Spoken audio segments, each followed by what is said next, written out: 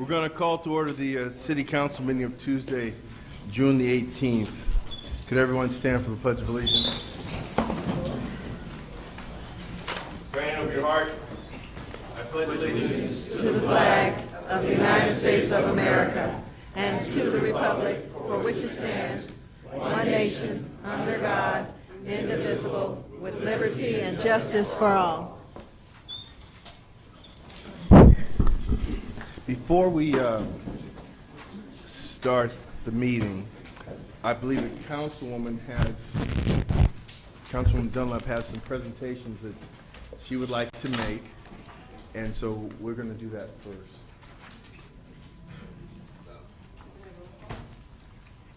Madam Clerk, call the roll. Oh, sure. A quorum is present.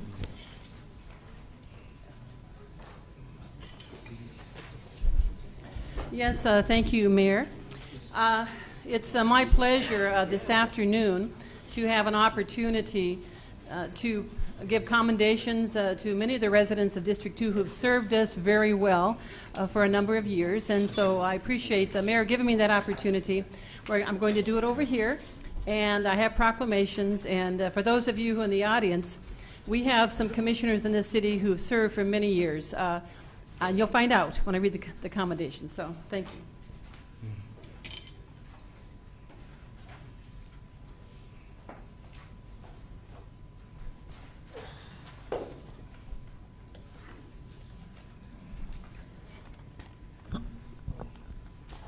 Thank you very much. Is the microphone seem to be working?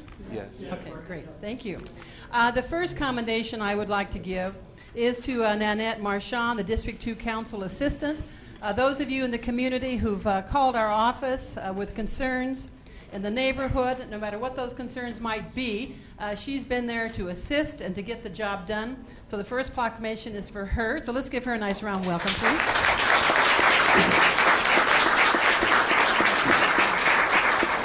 She has definitely been my right hand, and I just it takes two to do the job, and she's just been wonderful. I'd like to read this commendation. Special commendation presented to Nanette Marchand, District 2 Council Assistant. Whereas Nanette Marchand is a deeply committed advocate for the care, well-being, and education of children, and has worked with Councilwoman Judy Dunlap to encourage our city's youth to expand their educational horizons by attending college. And whereas Nanette Marchand has exemplified excellence in her devotion to our senior population through wellness counseling, fitness and nutrition partnering, as well as showing a loving concern for their personal needs by serving as an advocate whenever she could. And whereas Nanette Marchand has been a passionate devotee to the residents of District 2 and providing constituent services, being an outstanding problem solver and an all-around go-to person. Whereas Nanette Marchand worked closely with Councilwoman Judy Dunlap prior to her service as a council assistant. She was tireless in her efforts to bring healthy changes to Inglewood. As a member of the Inglewood Farmers Market Committee, she organized residents to participate in community action. And whereas Nanette Marchand was appointed the first District 2 Commissioner to the Citizens Police Oversight Commission, where she served as Vice Chair for 2 years.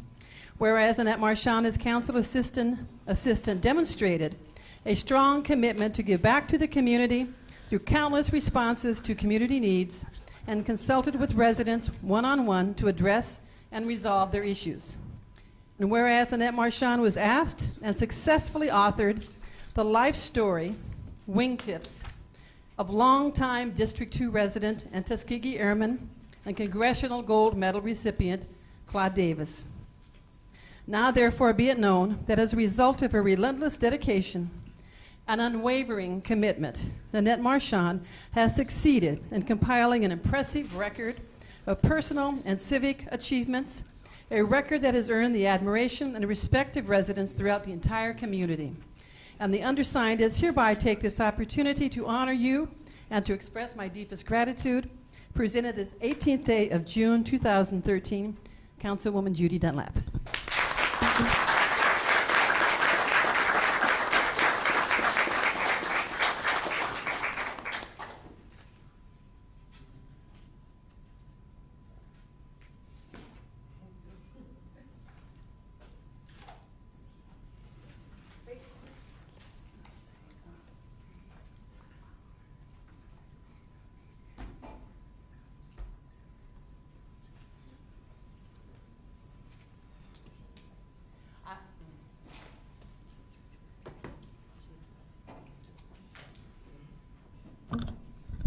stay up here, please, Ms. Marchand?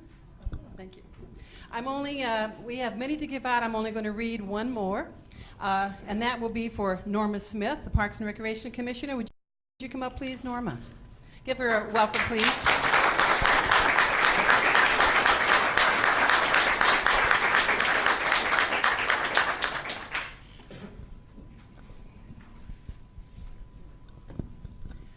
Special commendation presented to Norma Smith, Parks and Recreation Commissioner.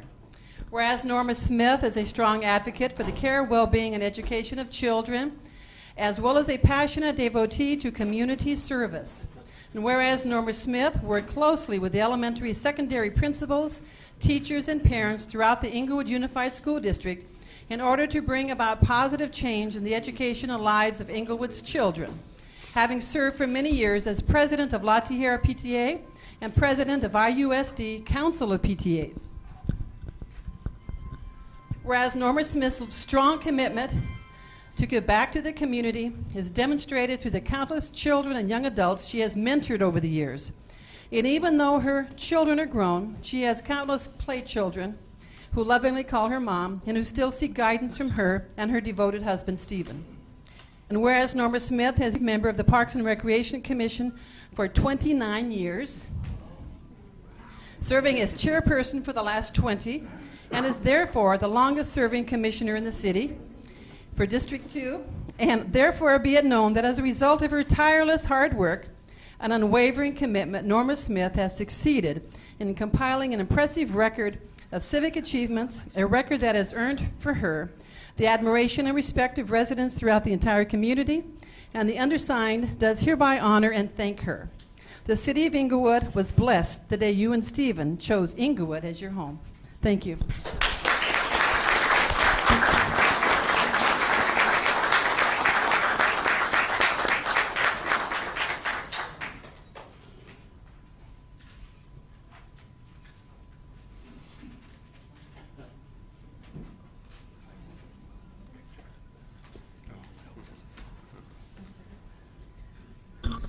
I would like to also share with you, I mentioned that she was president of the Inglewood Council of PTAs.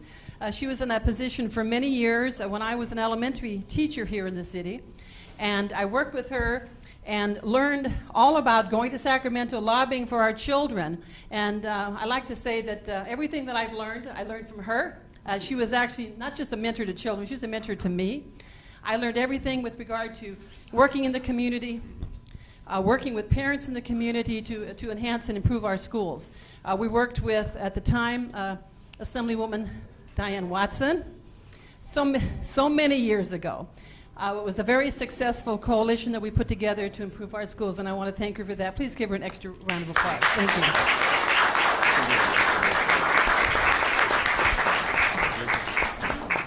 Now, the remaining, I would just like to read the names and the title of what they've accomplished and their service that they provided to the city of Inglewood. This is a commendation to Lisa Woods Rivera. Lisa, would you come up, please?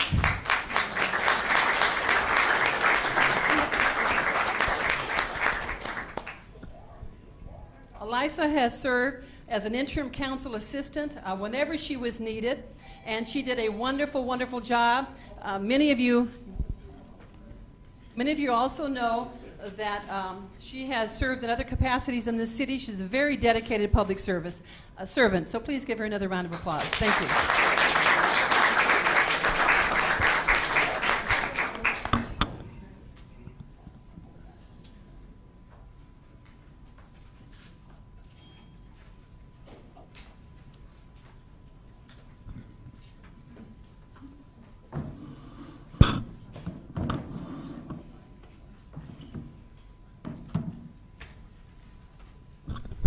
Mr. Michael Beatty. Oh, he's not here. Okay. Thank you. Jim Jordan. Commissioner Jim Jordan.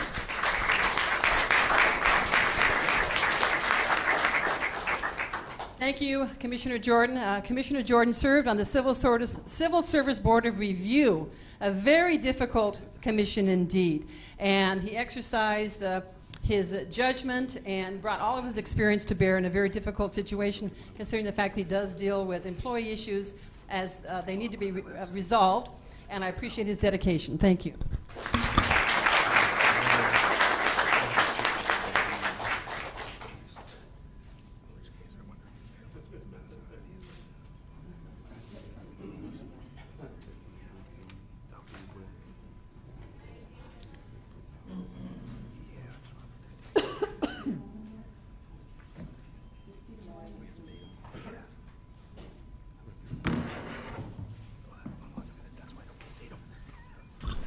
Richard Heath, Commissioner Heath.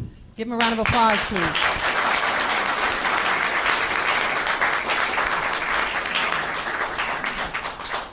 Commissioner Heath has also been a long-time public servant, working not only on the Planning Commission for District 2, also the Parking Commission. For 27 years, he has served this community. Another round of applause, please, for Richard.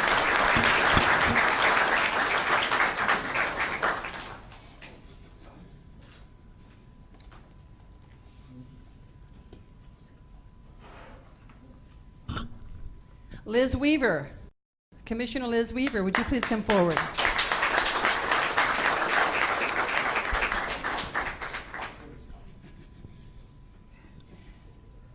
Special commendation for Commissioner Liz Weaver, Parking and Traffic Commissioner. Also, many of you know her for a long-time resident of District 2, as is everyone here, who has worked tirelessly in the community to improve our neighborhoods and to enhance public safety by getting involved in block clubs and making sure that our residents know where to get help when they need it. And so that's when we get many of our calls to our office, which we greatly appreciate her service. Thank you.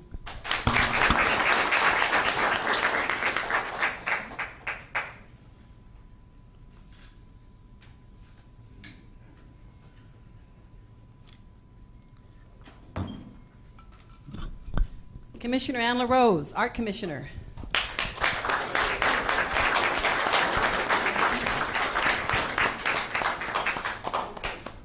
I would have dressed better. That's the artist.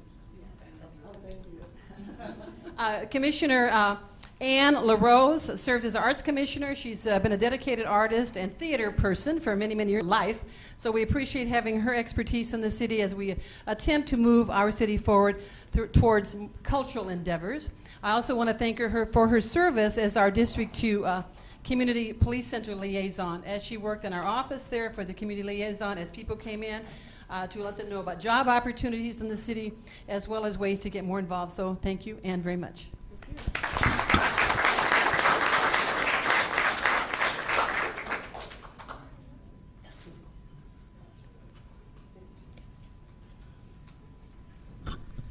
Commissioner Don Miller. Nice round of applause for Don. She comes up.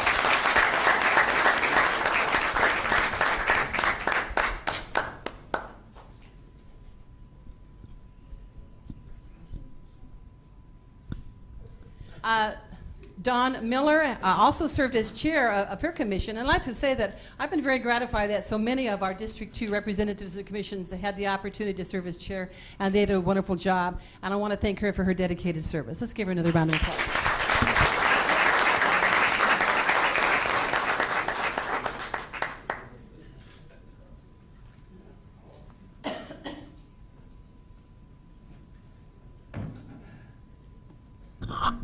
Commissioner Wayne Spencer. Round of applause for Wayne.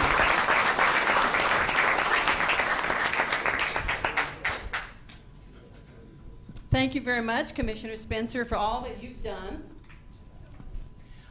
Commissioner Spencer, I think you know, is also a former president of the Rotary, former president of the Inglewood Airport Chamber of Commerce. He's been president of everything. And he works very, very hard. He definitely is dedicated to improving our community. He is currently the chair of the Citizens Police Oversight and has done a wonderful job in representing you. So nice round of applause again for Commissioner Spencer.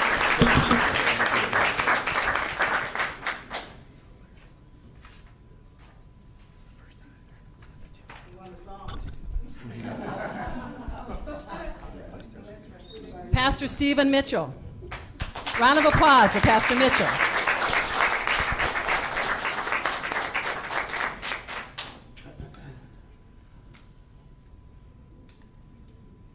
I am so delighted that Pastor Mitchell has been such an integral part of District 2. He has a wonderful church in our district. He has a wonderful congregation, and his outreach to young people has been phenomenal. And I want to say it's been a real blessing for us in the city. I know he's going to continue with his wonderful work with his wonderful parishioners. And I just want to thank those of you here today very much for being here, because we're just so very happy that, once again, that you've made Inglewood your church home so that we can all be the beneficiaries. Thank you, Pastor Mitchell.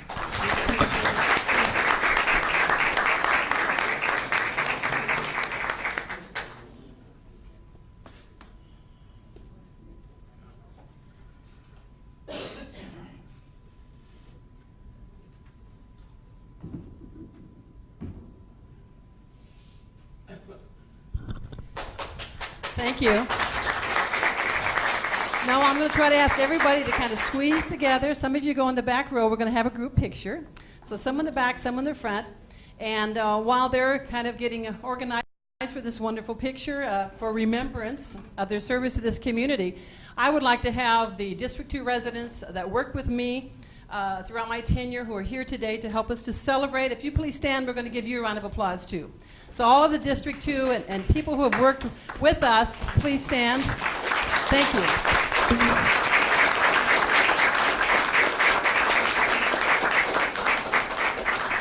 We appreciate all of you. After all, it is the members of the community that make the difference. There's nothing that can go on here at City Hall that if you're not actively engaged and a participant, it really can't happen. So I thank you to all of you.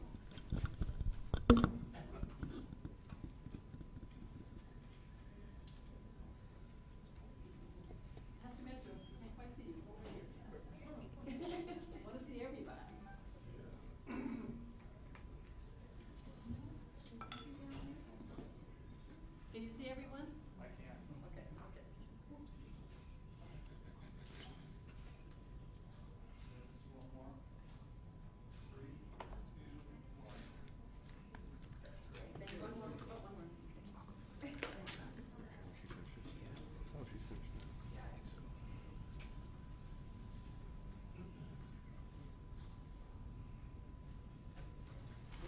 Thank you, everyone.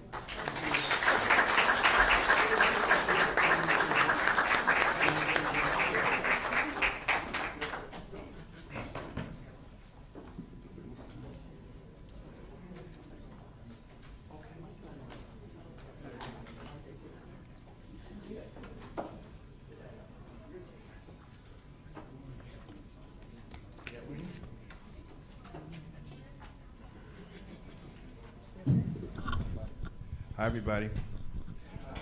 This is one of Councilmember Dunlap's last council meetings, and we wanted to make a presentation to her, but first I'm going to let the two members that served with her the longest give some parting words, and then we're going to make a presentation. Thank you. And we definitely wanted to do it in front of the folks that you brought in, which you were so loyal to, and they were loyal to you. And I've gotten the pleasure of serving with you for 10 years, and I can tell you that, first, I'm never going to forget your Judy. But aside from that, I have to say that, you guys see one side of kind of our relationships as colleagues, but we have two sides. One of them is up there on the dais where we discuss, we agree, we disagree, we vote differently and everything else. And the other one is on a personal level. And I can tell you that, I really enjoyed our conversations. We, cracked up on each other. She definitely gave me some, and I gave her some, and it was fun. And thank you, Judy, on behalf of the city of Inglewood. Yes. Thank you, Councilman Morales. You're going to make people think here that I actually have a sense of humor. Yeah. So it's my turn. We go back. We go back many years. I personally want to thank you for your leadership and wisdom, because over the years, through our friendship, while you were campaigning, I was at home with your mother, and during that time, you inspired me to say that someday you ought to consider running, and through that effort, it paid off. And so we continue to have our working relationships. We continue to have our friends, such as Norma, who's here today, and others of your commissioners over the years. And I just want to say thank you for all the friendship and togetherness we've had for the benefit of this city and for personally for me and my family. Thank you. Thank you, Councilman Franklin. And yes, indeed, we had a personal relationship many years before we both became members of the City Council. I watched his children grow up as well. So that's, I'm going to say, one of the dividends of being involved in your city for many years, because you do get to know so many wonderful people and different working relationships. So thank you, Councilman Franklin. And give my regards to your daughters and grandchildren. Yes.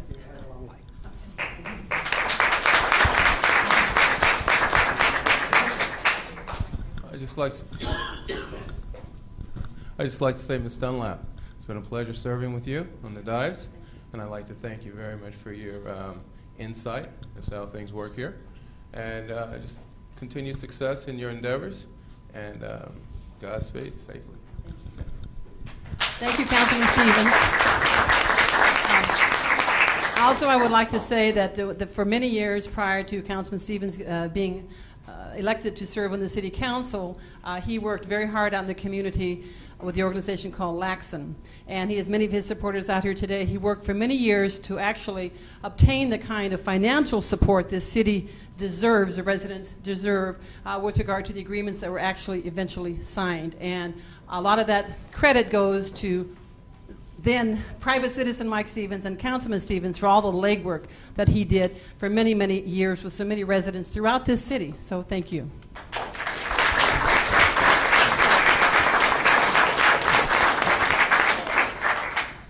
I'm sitting here looking at everybody and they're saying, what is he going to say? Okay, I'm going to tell you,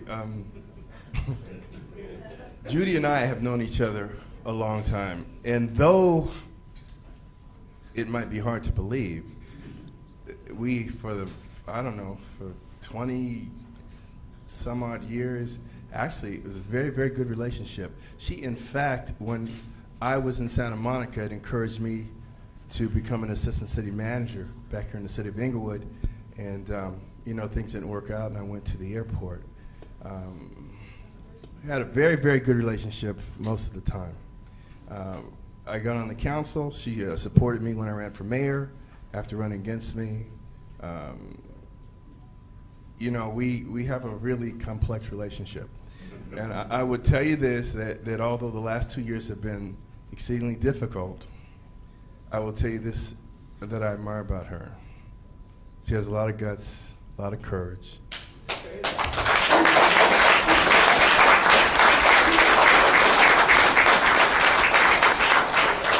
If Frank Sinatra hadn't already sung it, she would have sung the song, I Did It My Way. Because she certainly did it her way. And I will tell you this, that I so much respect you doing 20 years of service in this kind of position. It's not easy. And I just wish you all the best. And I have this plaque. It says, special commendation presented to Councilmember Judy Dunlap in recognition of your 5 terms representing District 2 residents in the city of Inglewood. Whereas Councilmember Dunlap began her illustrious political career for the city of Inglewood as a council member over 20 years ago, serving 5 consecutive 4-year terms.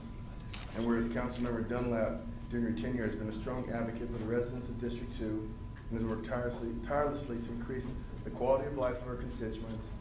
And whereas Councilmember Dunlap has played an integral role throughout Southern California, she served in the Southern California Association of Governments, the nation's largest metropolitan planning organization, representing 6 counties, 191 cities, and more than 18 million residents. She was elected as a SCAG representative for the cities of Inglewood, Gardena, and Hawthorne. And whereas Councilmember Dunlap's long history of public service and hands-on participation in the legislative process are to be commended.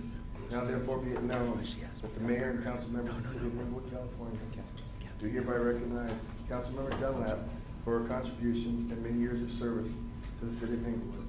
May you have continued success and be blessed with good health, happiness, and prosperity. Presented this 18th day of June, 2013.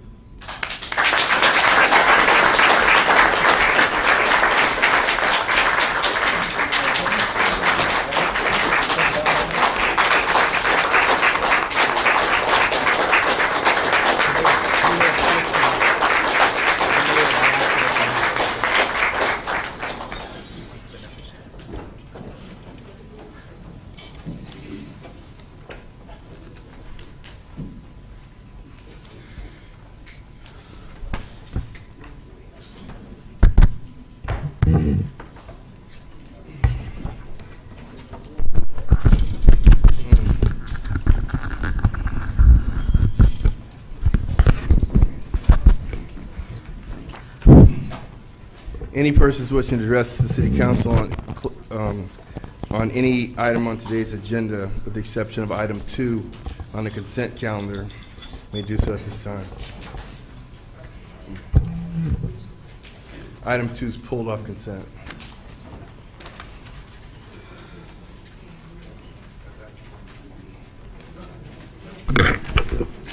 Please come forward, folks. Hello. Leroy Fisher, the First District. You pulled item 2, evidently, because I did want to speak to item 2, but I will speak to item 5 with regard to the senior meal nutrition. I know the St. Vincent's has been in charge of that program for many years. I, as a resident here,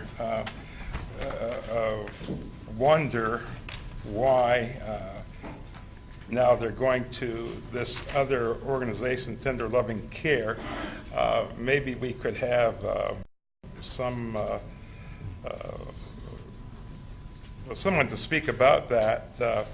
But it seems to me, with regard to that, if you have two entities out there, at least there have been maybe contracted or bidded out to find out who could best handle that for the city. That's my comments for now, and I would appreciate hearing about that item. Thank you. Okay, we'll close public comment.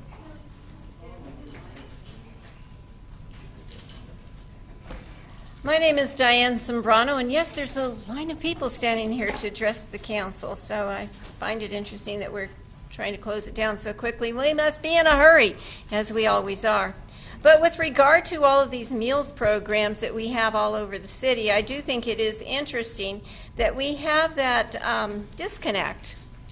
Sometimes we think we are so wealthy we can only afford high-end everything. And then we turn around and give out free lunches, free breakfast, free everything, because apparently we are somewhat disadvantaged. So there's that major disconnect. But I can't help but notice that the school district actually is cooking meals for a group in Compton, our school district, the one around the corner, the one with the big old kitchen.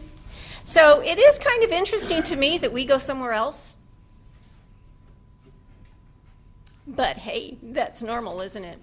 And with regard to, it's interesting as well, you know, Paul always says I shouldn't say amazing, and I'm stuck on that, so I'm switching to interesting. DR2 is in the notebook, but it's not here. So I'm wondering, are we going to reject all those bids and go out? We're pretending that wasn't presented to anyone. I don't know. It seems really fascinating. And then if we go to CI1, for the, well, actually go back to the one. Did you know there's a contract back here? Doesn't have a single number in it? No, not one. So how many hours, how many dollars, what is the total, until when? Oh, how could that be? Chances are you'll vote for it anyway. And then with CI1 on the MTA issue, I hope the public had the opportunity to read the Daily Breeze yesterday. It's quite insightful. Because if there's not enough money for a project and we have to take it from other projects, we're kind of back at square one, aren't we?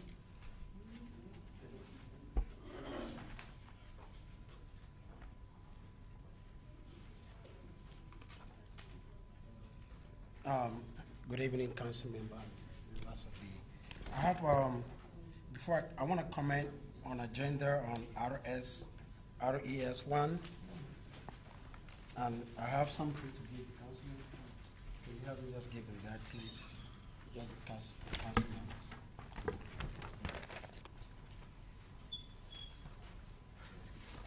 Members. This is regarding addition of 395 square foot, which this is the third time that we hear regarding this. Before I continue, I just want to address the last council meeting about the project they told us to stop and we continued. No, after the project was finished, about 4 months, that's when the inspector came and we're trying to make it right. And also, the location of it is not on Manchester and Crenshaw. It's near to the school, to the Amino College. Next to it, that's where it is. So the council member, I'm pleading to the council member, if they look on what I wrote down and the picture that I presented, I decide that I'm gonna completely close the salon so that the square footage, the 395 square footage will be permitted, because I understand the last meeting, the reason was because of the addition might be used for the salon in the future. And in order to rectify that, I'm gonna close the salon and turn in the license so that I'll be able to have that square footage. And when you look on what I present there, I'm also asking for the 395 square footage to be approved without asking me to go through the Art Deco, because I present the picture that you cannot even see from the outside. Is way back on the rear. That's where the addition is. You cannot even see it at all from the front. And I make a circle and arrow to see where it is. And also from the addition right now matches the design of the building. When you look at it, the two buildings, the little addition is all matches the same. And also on the first hearing, as I said, being that the council member were consigning that this space might be used for salon, because when you have a salon, you cannot have any addition. And for me to have the addition, I will let the salon go, and that's a decision I made as a businessman. So I'm pleading to the council member to consider the addition of the 395 square foot so that I can continue my business, the beauty supply only. Please, thank you. Thank you.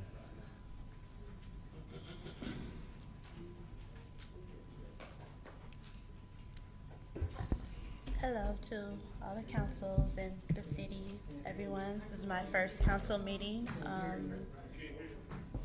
Oh, can you hear me now? Yeah. This is my first council meeting.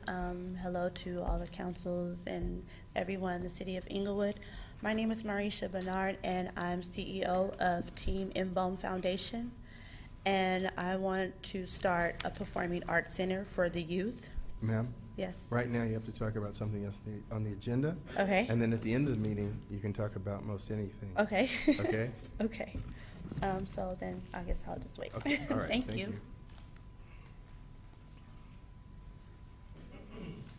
Gil Matthew, District 4, Mayor and City Council.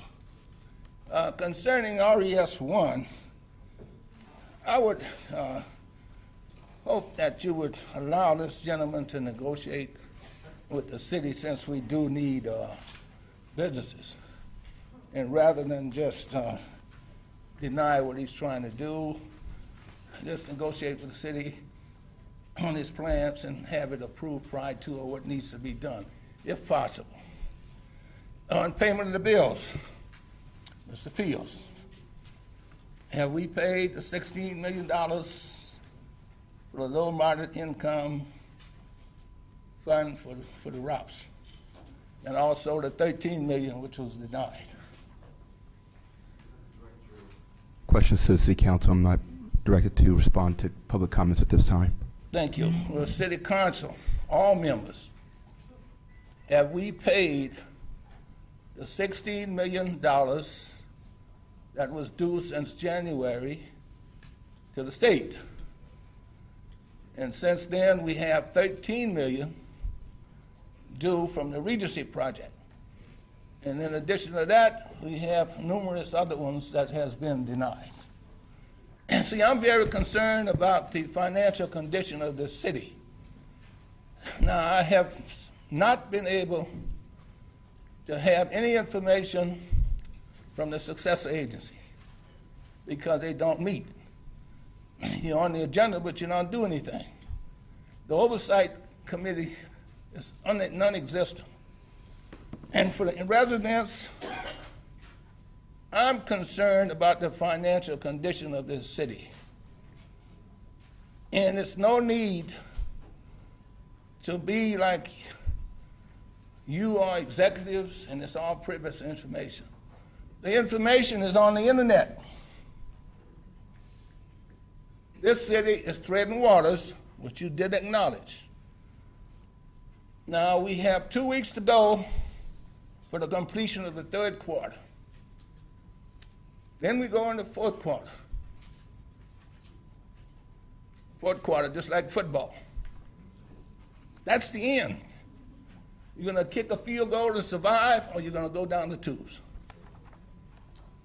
We are $1.1 billion in outstanding debt till 2048. And Mr. Fields, where is the report that we can follow what is being paid? And also legal fees. We are 2 times over in legal fees, almost 2% of the general fund. Thank you, Mr. Matthews.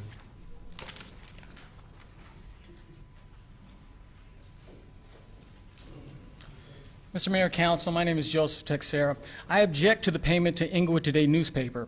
It jeopardizes the credibility of this city to keep giving hundreds of thousands of dollars to a publisher who uses that money to lie to this city's residents.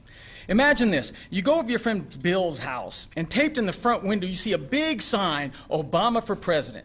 Then you see 4 framed pictures on the wall of Bill, his wife, his family, friends, all standing with Obama in Bill's house. But when you leave, you see some Mitt Romney flyers on top of a trash can. They're not framed or bolted to the wall or even taped to the trash can. They're just laying on Bill's trash can where anyone walking by the house could have put them without Bill's knowledge.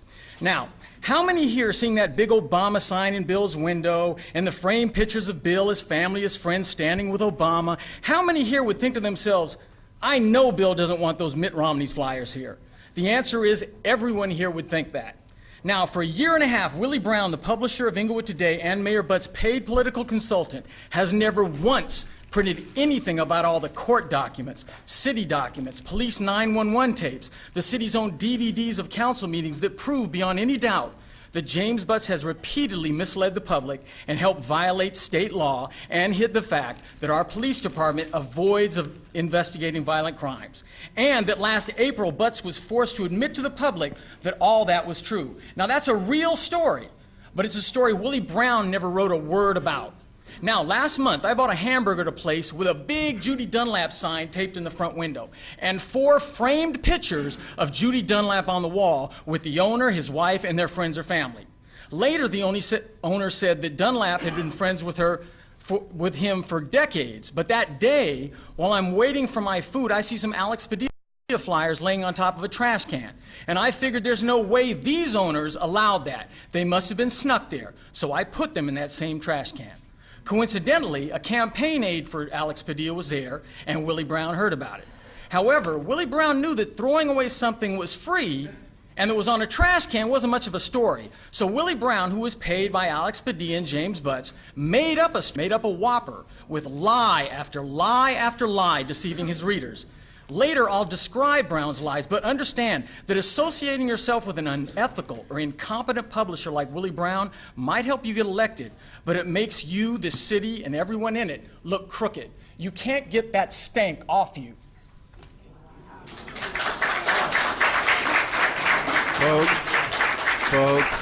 Folks, this isn't a rally. It's not a rally, folks. Thank you. I'll speak to payment of the bills as well. We're very proud to be publishing a newspaper that tried to portray the city in the proper image that we think all the citizens feel we are about. However, when we catch someone who considered themselves to be an important part of the community stealing, casing a joint, he's on camera. We've got the camera to prove it. He's on camera casing a joint, looking under different things to see if anybody was looking at him. He thinks that this material that he stole was free material. This material it was paid for with hard-earned dollars so the people could be informed. And I was so proud to hear him admit that he was stealing.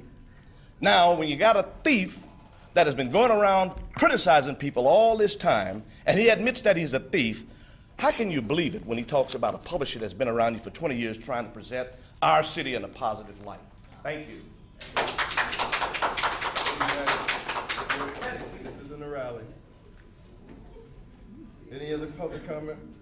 Okay, we'll close public comment, and we'll go to Ms. Gardner. Gonna have to stay on the agenda, though. Okay, we'll wait. We'll go to item 1, CSA 2 and H1. Warrant register. Second. Madam City Clerk. Councilmember Stevens. No. Dunlap. No. Morales. Aye. Franklin. Aye. Mayor Buds. Aye. Madam Clerk, what's the next scheduled matter? The next scheduled matter is a public hearing to consider the zoning code amendment 2012-060 to establish farmer market regulations. Has notice of this hearing been given in the time, form, and manner as required by law? And do you have the affidavit on file? Notice has been given and affidavit is on file. Is the complete file of the Planning Commission present? Is present, yes. Have any communications been received on the matter? No communications have been received. Mr. City Manager, is there a staff report? Yes, there is, Mayor. Ms. Linda Tatum, our Acting Economic and Community Development Director, will give the staff report. Welcome, Ms. Tatum. Thank you. Good evening, Mayor, members of the City Council. This item is a public hearing to consider a request for introduction of a zoning code amendment to establish farmers markets as a permitted use within the City of Inglewood's zoning code. In April 2010, the City Council adopted Resolution Number 1050, which is called HEAL, or Healthy Eating and Active Living, which is a campaign initiated by the California League of Cities to improve healthy food opportunities and healthy lifestyles within the community. Recently, since that resolution was adopted, the city was approached by a couple of operators of farmers markets that had an interest in establishing a market here in the City of Inglewood. The city administration directed staff to investigate what it would take in order to operate a farmers market here in the city. Accordingly, staff then researched the requirements. We looked at the farmers market regulations in other cities and state law regarding farmers markets. Essentially, a farmers market is defined as a market that provides consumers with an alternative to purchasing fresh fruits and vegetables outside of a grocery store. Farmers markets aren't currently listed in the city's zoning code as a permitted use, and therefore, in order to allow them on a continuing basis, we would have to change the code to allow them. In doing so, staff looked at the options for appropriate locations for farmers market in the community and determined, based upon the state definition of a farmers market as being generally supported or a civic operation, though it's not a requirement, we considered public areas for the location of farmers markets. And specifically, public areas in this community are the zones for the civic center and also open space zones, which are essentially the city's parks. And because the farmers market it's similar to other uses that are permitted in the civic center zone, other public uses, it's different in the sense that it requires an approval by the city's permits and licensing committee because of the specific nature of the retail activity that occurs at a farmers market. Accordingly, the Planning Commission considered the request to amend the zone to allow farmers markets in the civic center zone, and they put a couple of requirements on the code amendment. The one was that a farmers market conducted in the civic center be city sponsored, meaning that it would be subject to an agreement with the city council, an agreement approved by the city council, that it also be conducted on city owned property, and also that the city had an official role in the planning and participation of the farmers market. The other requirement was that to the extent that the farmers market was located within the civic center, it would not, or the civic center or any civic center zone property, it wouldn't obstruct any required parking areas. Accordingly then, based upon these considerations and examining the appropriate locations within the civic center for a farmers market, the Planning Commission recommended approval of this code amendment. I'd like to be clear that while this will generally allow farmers market within the civic center zone, this only completes the first part of this process, meaning it authorizes them to be conducted in the civic center. The second part of this process has yet to be conducted, and that means that the city would need to go through the process of identifying an appropriately licensed operator for a farmer's market should the city agree to move forward, and also to establish very specific standards regarding the operation of that market. So the request that's before City Council today is to simply change the code to allow farmers market in concept, with the city staff coming back later with a specific agreement with a specific operator to conduct a farmers market. That concludes staff's presentation. I'd like to conclude by recommending adoption of a negative declaration, the CEQA instrument, as well as the introduction of this proposed code amendment. Thank you. Thank you, Ms. Tatum. Are there any persons present that wish to address the council on this matter? Good afternoon, everyone. My name is Derek Steele, here representing the Social Justice Learning Institute. We're a nonprofit based here in the city of Inglewood, working to improve the health, education, and well-being of youth and communities of color, specifically here in Inglewood, California. I'm here today representing our organization, but also as an Inglewood resident, and I support the zoning code amendment to modify farmers market regulations. I'm asking that the council approve the zoning amendment so Inglewood can have its own farmers market, making healthy food available for everyone. As an organization, we have worked diligently to turn Inglewood from a food desert to a healthy food oasis. Through our food system initiative called 100 Seeds of Change, we've worked with homeowners, the schools, the community members to start 30 home community and school gardens throughout the city. We're even able to use some of that produce to support our CSA program, where we're delivering fresh produce to people's homes. Having an Inglewood certified farmers market, in my opinion, is a major step forward and would be a major asset to Inglewood's food security.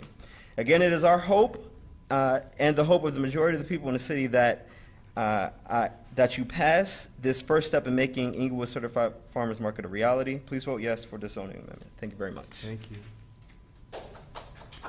Folks, not a rally. Not a rally, folks. Hi, Mayor, City Council. Thank you. My name is Stephen Fisher. I'm from the 2nd District, and I'm also here regarding PH1. A couple of things I wanted to suggest in regards to the zone amendment. One of those is regarding the no obstruction of parking and vehicle access. I think that they may like to consider amending that to allow for temporary obstruction of parking. I know as a sponsor of farmers markets that in unloading and loading, there's going to be a need for farmers and other vendors to be able to access certain spaces. So there will be a need for an obstruction of parking for some occasion or some event. The second thing that I wanted to do was ask if the city has determined a specific location within the CC zone for the farmers market. I saw the map on the PDF. It included a lot of areas, including the school property. But my assumption is that it's going to be somewhere within the City Hall area. So I wondered if you guys had determined a specific location for that. And then finally, on page 32 of that same document, Commissioner Trujillo, I believe that's the correct pronunciation, inquired about the experience of the nonprofit who was going to be dealing with the city through MOU regarding operating this farmers market, and whether or not that entity should be experienced in operating farmers markets. The staff member at that time kind of glossed over that question and kind of deferred to the fact that farmers markets have to be certified, which is a simple process of basically filling out documents and paying fees. But it doesn't say anything as far as the operation of a farmers market and how to successfully operate a farmers market. So the answer to that question is that yes, whoever operates the farmers market should be experienced in operating farmers markets. So those are my comments. Thank you. Thank you. Mr. Fisher?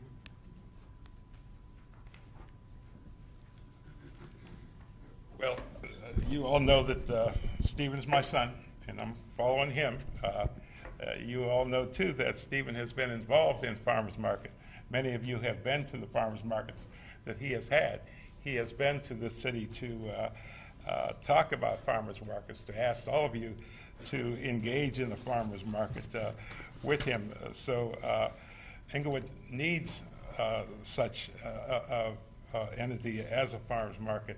As you move forward, I don't know if you're going to have it here at City Hall or where you're going to have it, but one of the things that they did bring up is parking. And if a market is to succeed, they're going to have parking. I'm not talking about, as Stephen referred to with regard to unloading and unloading. But if a market is going to be successful, you know, the people have to be able to get to it and to have proper parking. I hope that you move forward with this farmers market that has been needed here in this city for such a long time. And without looking at me and my activities in this city, most of them have been positive, by the way, for what I thought. But this market is a good idea. You won't find a better person, not that he is my son, than my son to run this market for you and to make Inglewood proud of such an entity within this city. So I wish you would move forward. I wish you would be thoughtful in all areas as you move forward. And let's make it work. Let's make something in the city work for the city of Inglewood. Thank you. Thank you, Mr. Fisher.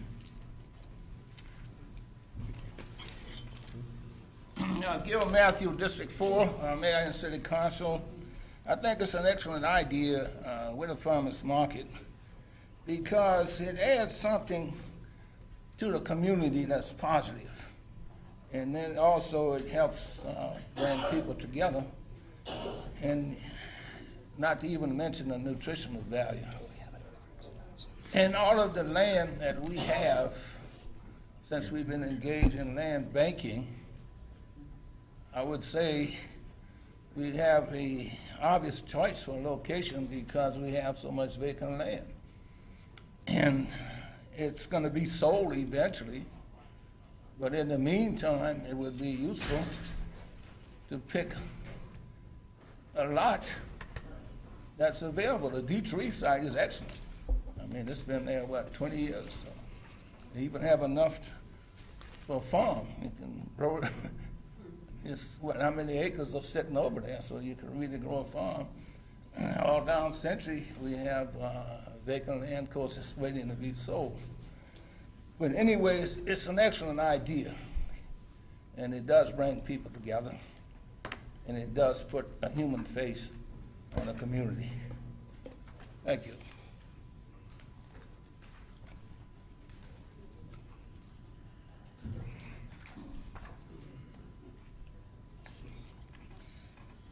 Michael Benville, First District.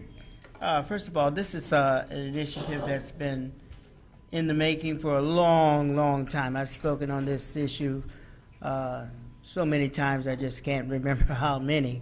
But I currently am on 2 diets, both calling for fresh fruit and vegetables.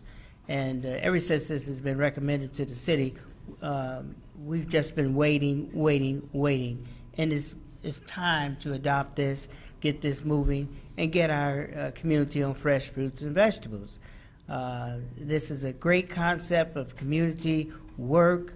All districts will be participating in this, and all families will be participating in this. It's something perfect for our community, and I'm pushing this, and I'm supporting it 100%. Thank you. Thank you.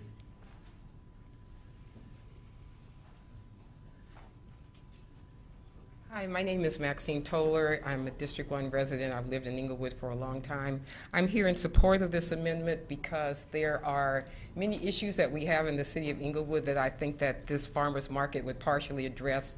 Some being that, as Derek Steele said, that Inglewood has been declared a food desert, and it's because we don't have the availability of fresh fruits and vegetables in some of our lower income areas. And also Inglewood, the life expectancy in Inglewood is about 7 years less than it is in surrounding communities like Culver City.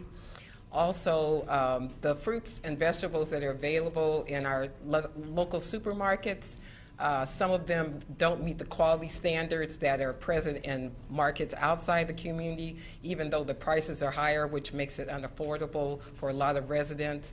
And because we live in the food desert, it increases the chances of people to suffer from obesity, hypertension, diabetes and heart disease. And so we're excited about having a farmer's market here. We've been waiting a long time, and so we hope that the council will approve this amendment. Thank you. Thank you, Ms. Stoll. Good afternoon, everyone. I, too, am in support of a farmer's market. It's something that this town has needed for a long, long time, and it is something that this town has wanted for a long, long time. I speak to a great many people on a great many subjects, and the subject of a farmer's market almost always comes up.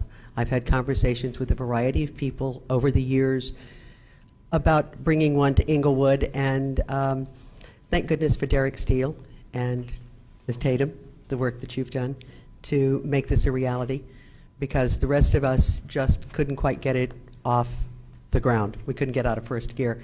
But I do want to tell you, in case this could influence your decision, and I hope your decision is yes, so maybe this is just icing on the cake.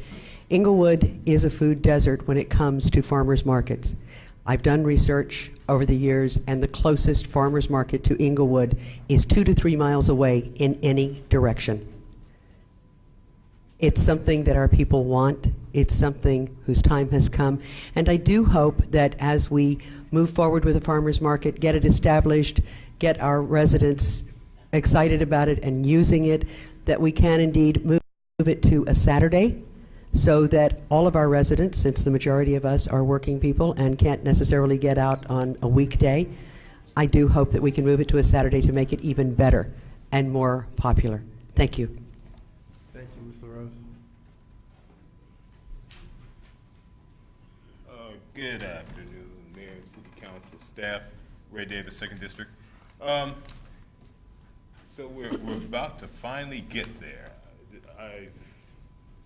I've been on board with this for 10 years, ever since my representative first brought it up. We almost had it done, and just never got done. So can we please get it done? And just something to add, on Thursdays in Marina Del Rey, they have a farmer's market in Marina Del Rey, and it's successful. Properly done, right clients, you can be successful. And what I'll do, this Thursday, I will collect business cards to one of the vendors over there. Who would you like me to leave it with? Next council meeting. Because these are some good vendors. I buy from them. I go to lunch across the street. They do it in a parking lot, a big parking lot by Mother's Beach, every Thursday. Really, I collect business cards because I want this to happen. So, thank you for your time.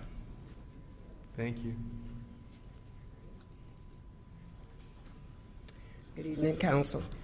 My name is Lynette Lewis, and I too am a very avid fan of Farmer Market. And I've had the pleasure of going to Culver City, where Mr. Fisher had ran that well-ran farmers market over there. Because I usually go to Cerritos because there's a very good one. But it was a very well-stocked farmers market, and I think that Inglewood would be very well blessed to even have that, so that we are able to buy fresh food and vegetables, and we don't have to go so far to get it. So I would certainly hope that we would pass this initiative and move on. Thank you, Ms. Lewis. My name is Paola Aldiaga. I've been a longtime resident of Inglewood, as my family, and I've also been a supporter of farmers markets for a long time. I'm also what you would call a retired farmer. I actually farmed in New York and in Vermont before returning back to California over about a year and a half ago. And one of the reasons why farmers markets are so excellent is because they have the support of the community, which I feel is building up here because of the support. And one of the residents who brought up the issue of that you hear constantly of Inglewood being a food desert is true. You talk about urban ag groups who have met, they say Inglewood is a food desert. And having access to food is very important, but if we do establish a farmer's market, we also need to make sure that they accept EBT, which means that people who are on food stamps can also have access to those fresh fruit and vegetables. And I hope that's a consideration that is also pushed forward by this council. Thanks so much.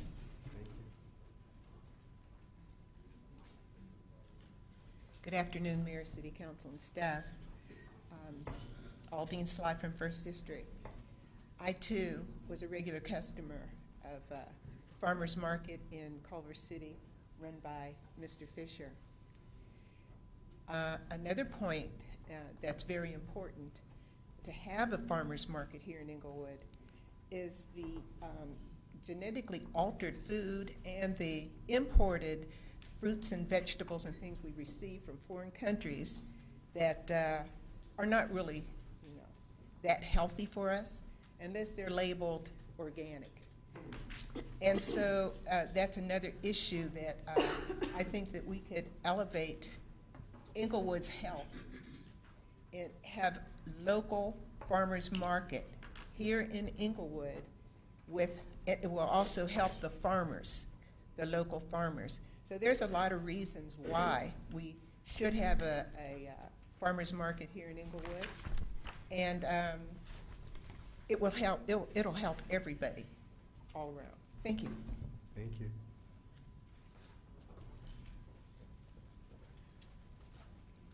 Council members, we've been talking about this farmers market thing for, I don't know, what is it, 16 or so years? And now we have a whole lot of empty space. We could actually put it on the same ones that we've had for all that time. What I think is interesting is that we sometimes have to come up with phrases that sound impressive to do things rather than just doing it because it's right. I remember when we opened another grocery store and we claimed that we were in a food desert, and yet directly across the street there was a market and another one and another one and another one and another one and another one. So let's not use fake terms and simply acknowledge that the people of this community have been asking you for a farmer's market. It should not be anything particularly, gosh, I need a term to go find. The people of this community have said that they would like it. It's time that you stop ignoring the people of this community. It's just that simple. Are there places? Certainly D3. You haven't used it for a whole lot of anything except for, friends, family, contracts, giveaways. Let's use it for something decent. Same thing with all the other empty lots that we have as a result of your parcel acquisitions that we have so many of in the redevelopment issue. There's any number of places, any number of options. But the most important thing isn't that somewhere someone said, but the people of this community have told you they wanted a farmer's market for 16 years. It's about time you pretend that you care what the people of this community want and give them a farmer's market.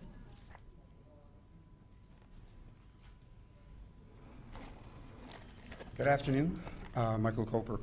I think the farmer's market is a great idea, and we could use it to spur some growth out in downtown. If we can put a D3 or somewhere around there, there's parking in the area.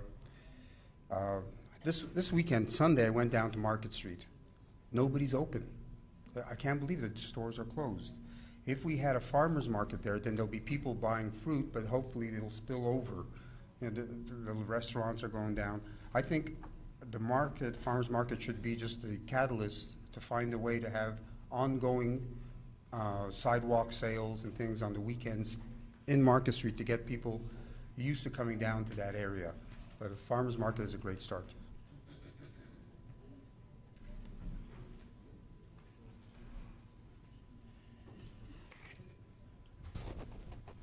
My name is Willie A.G. Live in the beautiful city of Inglewood and proud of it. I'm in support of this 100%. I just became a juicer.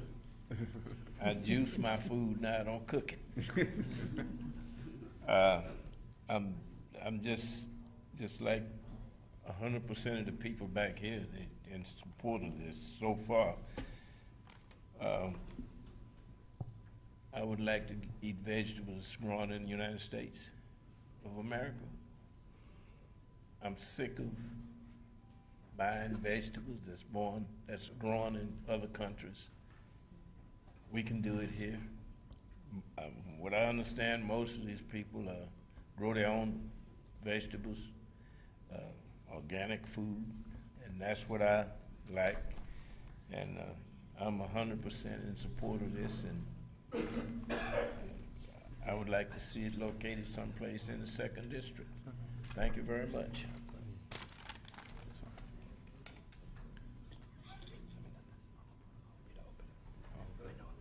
Good afternoon, Council, Mayor Buds, everyone. I just am here to say that I support it too, and I'm excited about the evolution and change that's happening in Inglewood, and that we can bring more people to our community and see what a wonderful place and wonderful things we have to offer people outside of Inglewood as well. Thank you.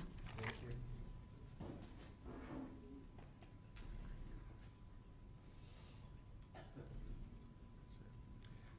We'll close public comment.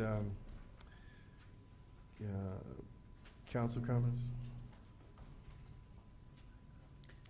A question. Ms. Tatum, with regard to potential parking, I mean, obviously you must have a site that you think would be appropriate other than just the Civic Center zone property?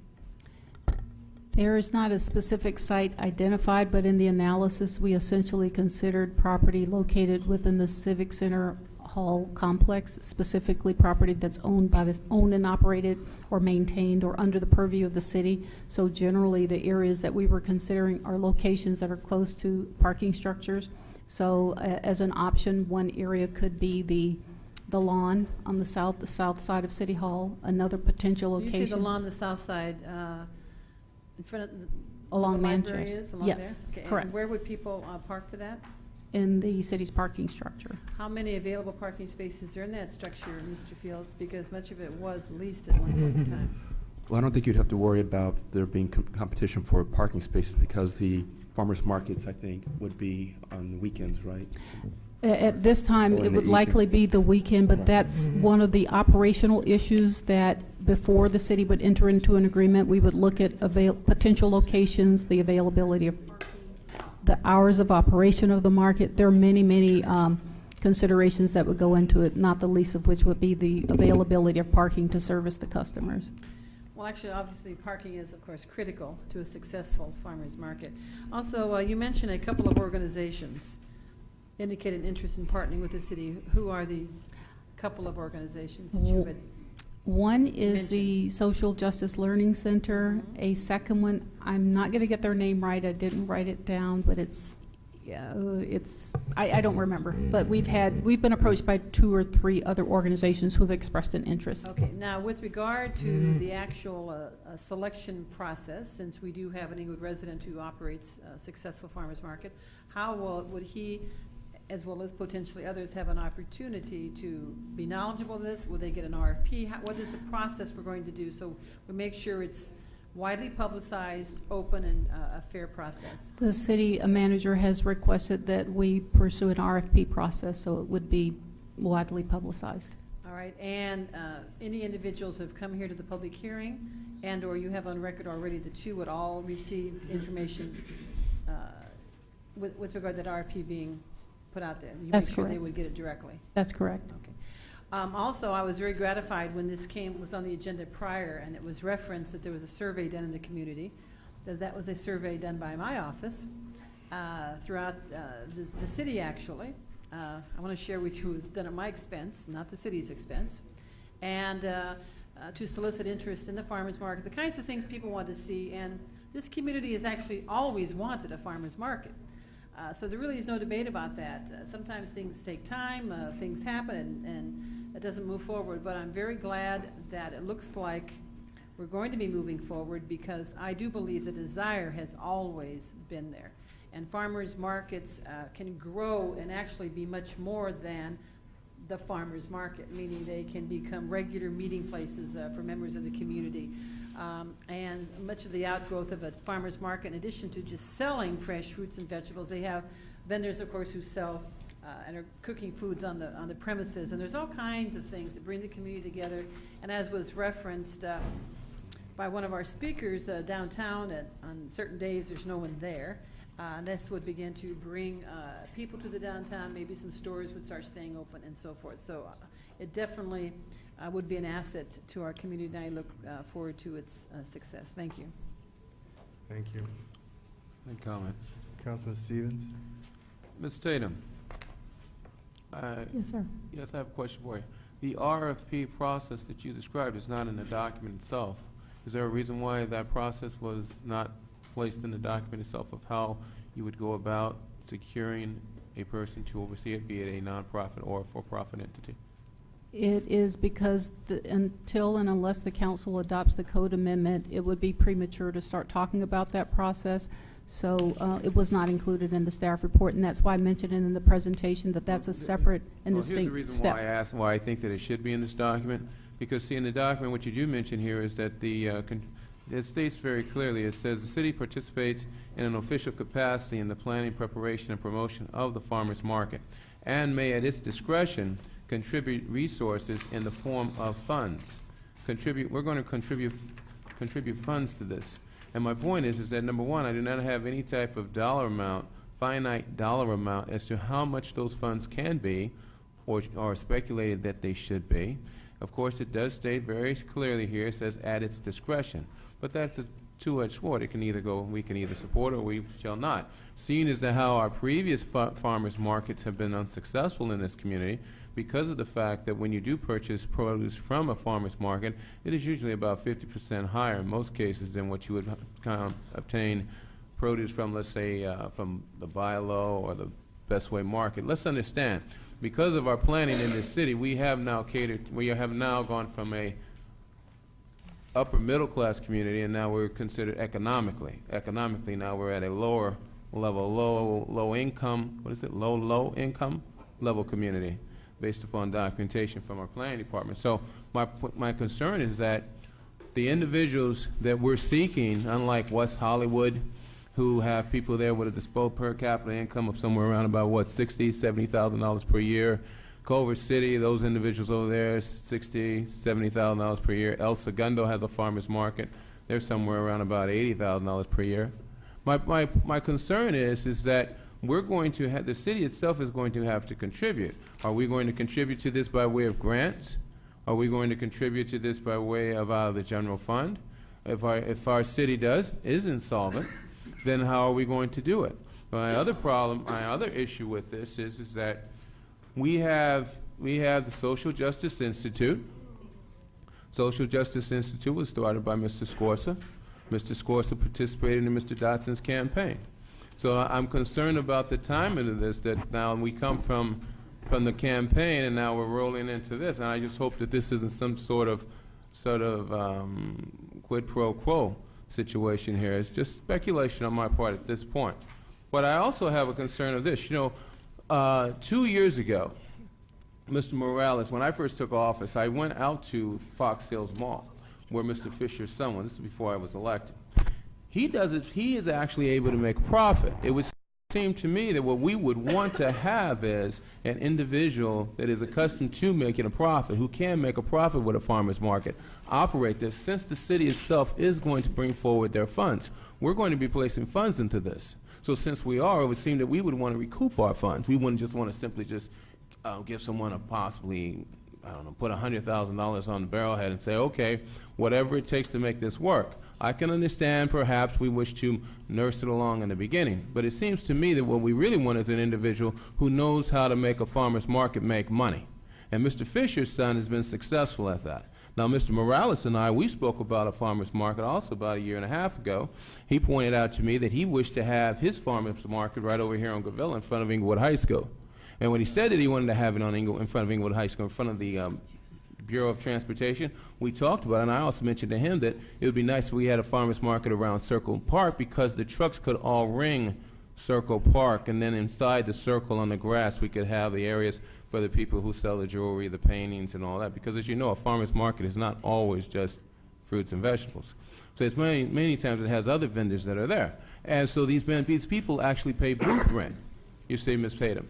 And so my concern is that in Mr. Morales' situation, when we're denying access to vehicle traffic, and I know that's because of the tragedy that happened in Santa Monica some time ago, where the gentleman drove his car straight down the street and killed a number of people, I feel that we could barricade off Gravilla, and Mr. Morales could at least have his farmers market here on Gravilla, as he wished to have, simply by having, let's say, city vehicles barricade off Gravilla Avenue as well as at the opposite end. And so that concludes my comment. I'm out of time. But Ms. Tatum, could you address any of those issues that I mentioned to you? Only to just suggest that the operational considerations in terms of the vendor that's chosen, their experience, their background, their history, and whether or not they can turn a profit, all of those are issues that will be addressed during the vendor selection process. And the operational considerations, the city's contribution, if any, all of those will be determined by the council, and staff will take the direction from the council regarding that process. Thank you. Councilman Morales? I think first, the fact that we're looking forward to having a farmer's market up here, I can tell you on the dais, it's a no-brainer, something that we've all been supportive of. A farmer's market, I used to think it was something we could just kind of call farmers to come in, set up some locations and allow them to do it. Those are the discussions we've had. I sat down with a few folks, one of them Mr. Fisher at the time, and the truth is there's a science to this thing. And what the important thing that we need to focus on is to make it succeed. You know, some of these successful ones, like the ones in Santa Monica, which have gone on for many years, even overcame big tragedies, those are the ones that happen because folks know it's there. I think it's still on Wednesday or second Wednesday, or I don't know which Wednesday, but a Wednesday, and everybody knows about it. We all know that that's where you can find a farmer's market, where the location is, right next to an area where there's just a ton of people. Mr. Stevens mentioned we had spoken about it, and that's right. I did, when I was pushing for it, I wanted it here near Manchester, across from the mural. After one of my conversations, one with Mr. Fisher, one with another gentleman, I understood that the location has to be chosen in a way where it could stand the test of time. And more than just parking, you want a specific amount of traffic to come through there, a specific type of traffic to come through there to ensure that people know it's there. Maybe it's near, your established customers, which could be seniors, which could be just different locations, but it has to be something that's well thought out, probably by people who do this for a living. For us, there's going to be a significant amount of city resources used. I believe that, just to make sure that it's a safe location, that there's enough parking enforcement, et cetera, et cetera. But those are things that we either are supportive or not. I'm supportive of it. Why? Because we have to start looking at a farmer's market like a service that we give to our residents, instead of saying that this is going to make us millions of dollars, because it's not. We're selling fruits, we're selling vegetables, and getting the farmers to drive out for however long hours, load up, come out here, set up, sell whatever they're going to sell, and especially the first couple months, I guarantee you they're not going to sell much. Drive back, be motivated to come back. It's not going to be your major moneymaker. What it is going to do is create the type of environment and the type of city that we want. Those are the amenities that folks look at when they start to look at where to land in terms of living, where to land in terms of having an office around, and that's what we need to focus on. We need to focus on helping them succeed because of what it brings to the city of Inglewood, not how much it costs us or does it make us. So I'm extremely supportive of this. Also, Ms. Villaga brought up the whole thing about, making it convenient for some of the folks that are low income, which is the EBT. Hey, I'm all for it. We need to open the doors wide and do all we can to make it succeed. And this is just the first step. Thank you. Councilman Franklin? Yes, thank you, Mayor. First of all, I want to address a couple of issues, because the only items that's before us is simply to identify if this body is willing to change the Inglewood Municipal Code for a farmer's market, one, and then two, to have it in these civic center zones. And that's the no-brainer we're here to address. But in concert to that, one of my colleagues raised an issue that the product that would be made available went beyond what I identified as the scope of a certified farmer's market. I understood it to be vegetables and fruit, and it's something in that same, it's staying in that same vein. Am I correct? It is generally or primarily the sale of fruits and vegetables, but it also includes things that, such as what Councilmember Dunlap mentioned. It could be cooking classes, it could be educational classes, it could be about growing your own food. Food related. Yes, generally, yes, food related. So we'll make sure we can't stay in that same line, because I don't want all of a sudden here now we have a flowers display, and then all of a sudden someone says, well, now it's time for fireworks, and I want to use this as an opportunity because it's a convenient location where there's a group of people there. And so when we spell that out subsequently, I want to make sure that is understood. But for today's purpose, it's simply to make the change and the area. And so I'm ready to move in favor of it. Thank you, Mayor. Okay. Thank you, Ms. Tatum. I think that this is something that's long overdue. I'm glad we're doing it. It's a service that communities, as they rise, that they provide. The RFP process should be interesting because it will probably give us ideas about how to leverage the cars and people that come to the market to help other businesses. To me, that's a pretty big component, but that's a discussion for another time. Madam City Clerk. Mayor, I make a motion to move items 1 and 2. Well, first we have the motion to waive further reading. Second. Madam City Clerk. Councilmember Stevens. Aye. Dunlap.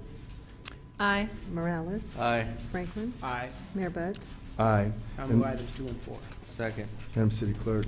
Councilmember Stevens. Actually, Mayor, I want a quick comment before the vote, and that is just about every farmer's market I've ever attended sells fresh flowers. So please be mindful. Selling of fresh flowers is very much a part of a farmer's market. It was mentioned we didn't. Well, I got the impression it was mentioned we didn't want to see flowers. Absolutely, we want to see fresh flowers. Some people go just for the flowers. So anyway, I want to bring that to everyone's attention. Thank you. Madam City Clerk. Councilmember Stevens. Aye. Dunlap. Aye. Morales. Aye. Franklin. Aye. Mayor Buds. Aye. Consent calendar items 3, 4, 5, 6, 7, and 8. So moved. Second. I want to pull item 4. I'd like to pull item 6 and item number Franklin. 5. He did the motion. You pulled So 4. maybe we need to go back and have Mayor, I just want to go back, if we can, to who introduced the. I'll introduce it. Oh, thank you. So Okay, now. Okay, item move. Okay, so we're pulling on items 2, Thank you. 5, With regard to, and 6 for myself. 2 is full. You Okay, want to introduce it? we're Okay, can we just clear that up first? all right. You got what you need, Madam Clerk? Dunlap. Okay, we're voting on items 3, 7, and 8. Madam City Clerk. No, 2 was pulled earlier. So we're voting on. We're voting on 3, 7, and 8. 3, 7, and 8. Okay. Councilmember Stevens. Aye. Dunlap. aye. Morales. Aye. Franklin. Aye. Mayor Buds. Aye. Item 4. Staff report recommending approval of agreement with Inglewood Unified School District and Inglewood South Side Christian Church for the summer food service program from June 21st, 2013 through August 30th, 2013. So moved. Move items 1, 2, and 3. Staff report. Actually, I don't need a staff report. When I pulled this, I was not aware that Ms. Barnes was going to be coming up for the next item as well. So I just have a quick comment for her, actually kind of unrelated, but I wanted her here. With regard to the Memorial Day program at Vincent Park, you had the pools open? Yes. I wanted to thank you very much for that. It took many, many years, Mayor. The pools have typically been closed on Memorial Day. For the first time, we had them open. And Ms. Barnes needs to be thanked for that. And I want to tell you how much I appreciate it, the community appreciates it. Let's make it ongoing, a new tradition for us, even though our regular summer program hasn't started. I know everyone who was at the park was greatly appreciative of being able to use the pool. So thank you for that. Thank you, Mayor. No other comment necessary on this item. All right.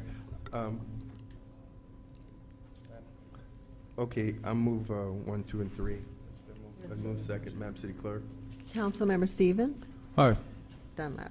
Aye. Morales? Aye. Franklin? Aye. Mayor Butts? Aye. Item 5. Staff report recommending adoption of a resolution terminating agreement number 08-98 with St. Vincent Senior Citizen Nutrition Program for it to provide meals to the city seniors effective June 30th, 2013. Second. Did you have a question, Councilman Stevens? Well, staff report. Thank you. Good evening, Mayor and Council members. My name is Sabrina Barnes, Director of Parks, Recreation, and Library Services.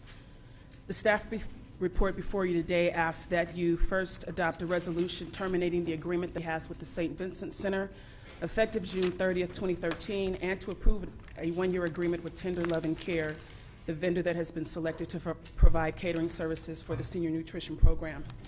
Since 1975, the city has provided a senior nutrition program through various federal, state, and county grants that we have received. Until 2006, we operated our own central kitchen at the Locust Street Senior Center. Then after that site was demolished, we had to move to a catered service to provide meals because we no longer have access to a central kitchen. Since 2008, St. Vincent Center has provided the meals for our center. As of last year, we received a new grant award from the county. As a part of the grant process, we are required to rebid our catering or our meal service every 4 years. Last year in May, we issued an RFP for catering services. However, there were inconsistencies and irregularities, and we ended up rejecting all of the bids. Earlier this year, we put out a new RFP, and we had 16 vendors that we sent information to. And one of the questions that always comes up is, why isn't there an Inglewood vendor in the process? The vendors that we are allowed to engage for our senior nutrition program have to be vetted and approved by the county. So they have a list of approved vendors that we have to solicit from. Of the 16 that we contacted, 3 responded. In our vetting of these businesses, by going out, doing evaluation, looking at their kitchen, talking to their key staff, we had a senior center committee that sampled the food and did various activities to help us make our judgment. It was determined that all 3 of them could provide the service. However, we had to take a closer look due to requirements by the Los Angeles County Health Department as well as our county funder.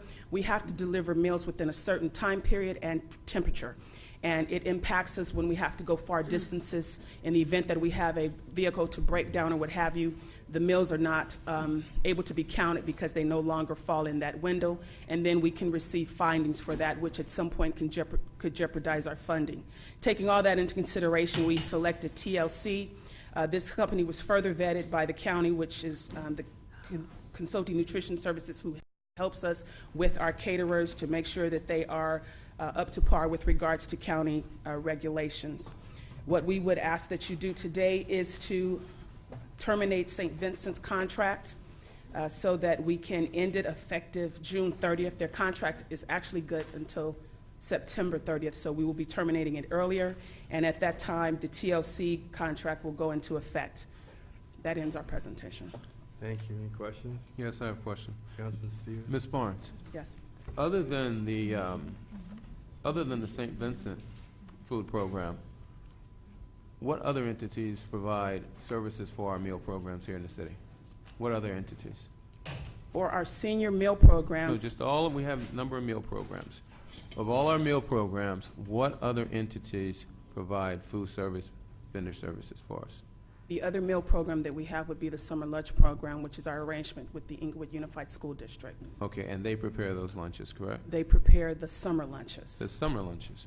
Do they prepare any other lunches for us? None that I'm aware of. Do we have any other meal programs other than these two?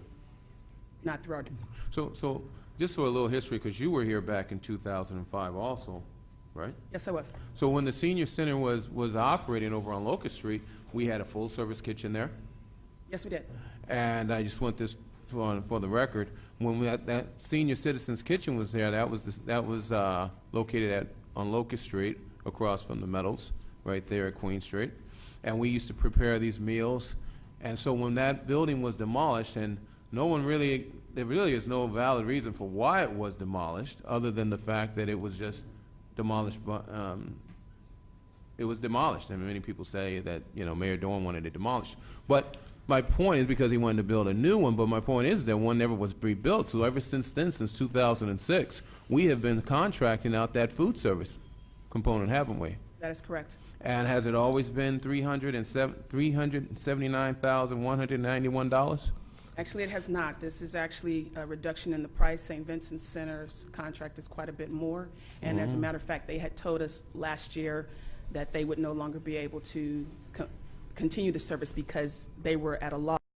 But they did agree to get us through this year and are actually looking forward to this. So back years ago, it was more closer to $500,000, wasn't it? I mean, back about 2007, it was about $500,000+ back then.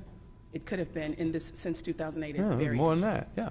So that's my point. Is that it's funny that senior citizen program failed. Our senior building was lost, but a lot of people out there do not realize that when you lost that senior citizens building, you also ended up paying out of pocket for a vendor to provide a service that was actually provided by many times volunteers in that kitchen.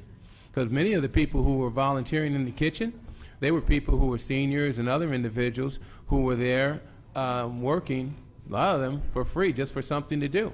And so then we went from something that was much less than even $376,000 to something that was close to more, a little above $500,000.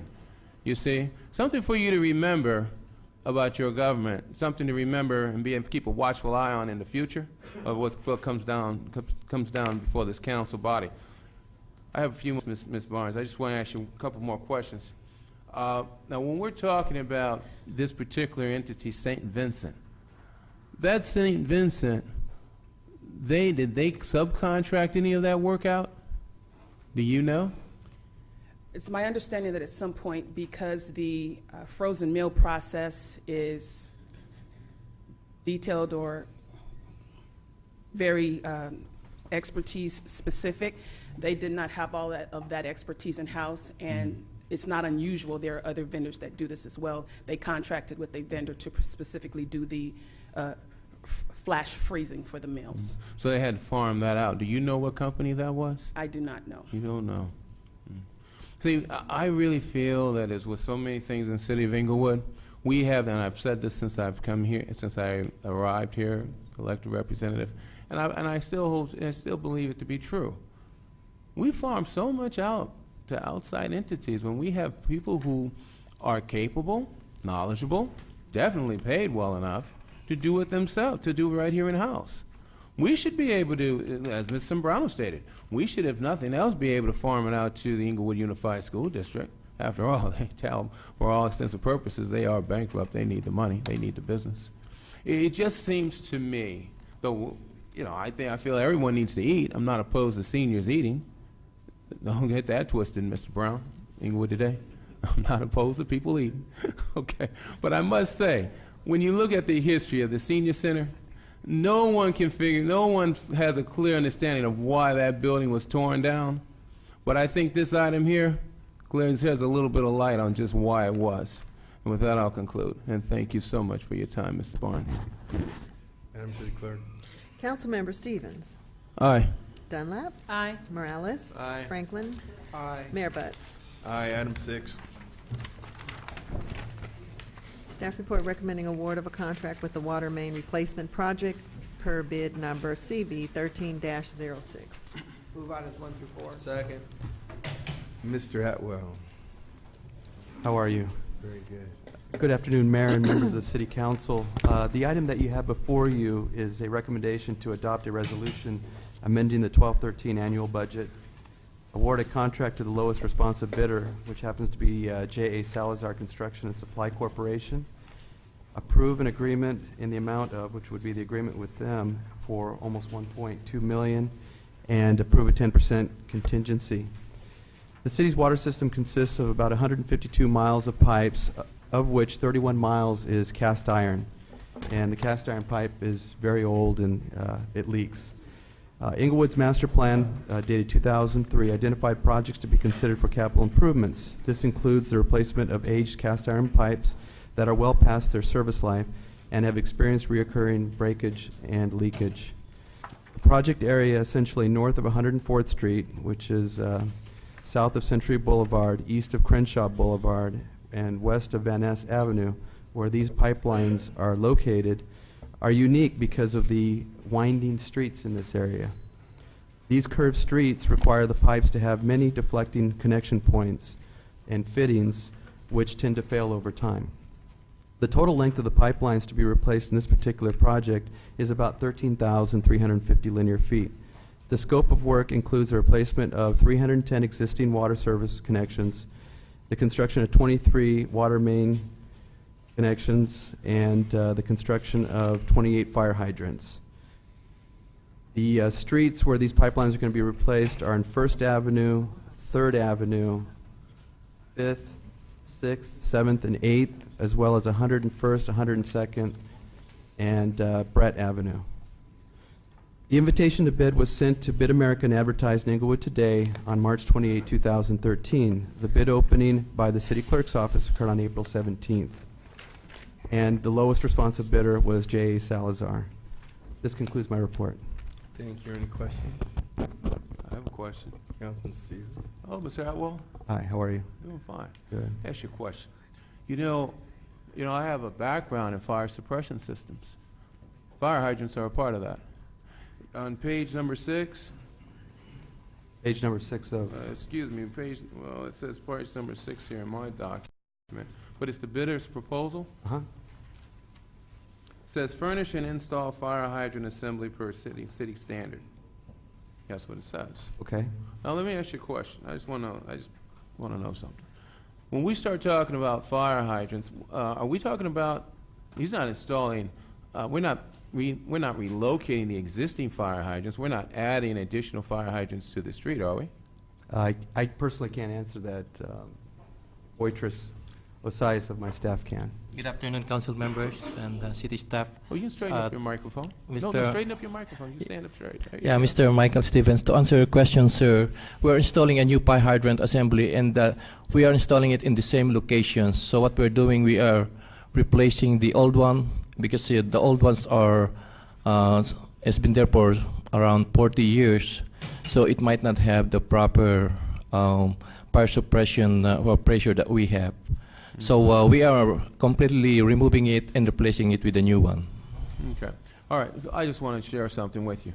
Just so you know, when you're dealing with a fire hydrant, the only time you replace one is if, in fact, you're trying to change the theme of a city. Let's say, such as Manchester Boulevard, we have an Art Deco theme. So let's say we wanted to go with a different style fire hydrant in concert with the Art Deco theme. When you start talking about a fire hydrant, all the internal parts you can pretty much replace and like that. But my question, those are solid brass. What happens with the old one? It makes no mention in his bid of what he's going to do. Is he discounting that? Oh, go ahead. We are asking the contractor to deliver it to our yard, and then we salvage those. Okay. Here's my point. We're purchasing brand new fire hydrants, and we're purchasing them from a person and selling them to us for $6,000. Now, it doesn't identify whether or not it's going down, whether or not it's a 4-foot, a 2-foot depth in soil. What is it? It doesn't even identify that here. It doesn't identify if we're going 8 feet down. It doesn't identify any of that below grade. So which is it? So in our standards, we have the bury. The bury is the depth of the elbow that is going down and going up. It usually goes to 4 feet to 6 feet, so the contractor needs to determine that. From the existing, they could identify that when they remove the existing one. Okay, with 2 minutes left, let me just, I wish we could talk a little longer, but, I'm not allowed to go to departments anymore. So let me just say this to you, just explain this to you. He's charging us $6,000 for each unit.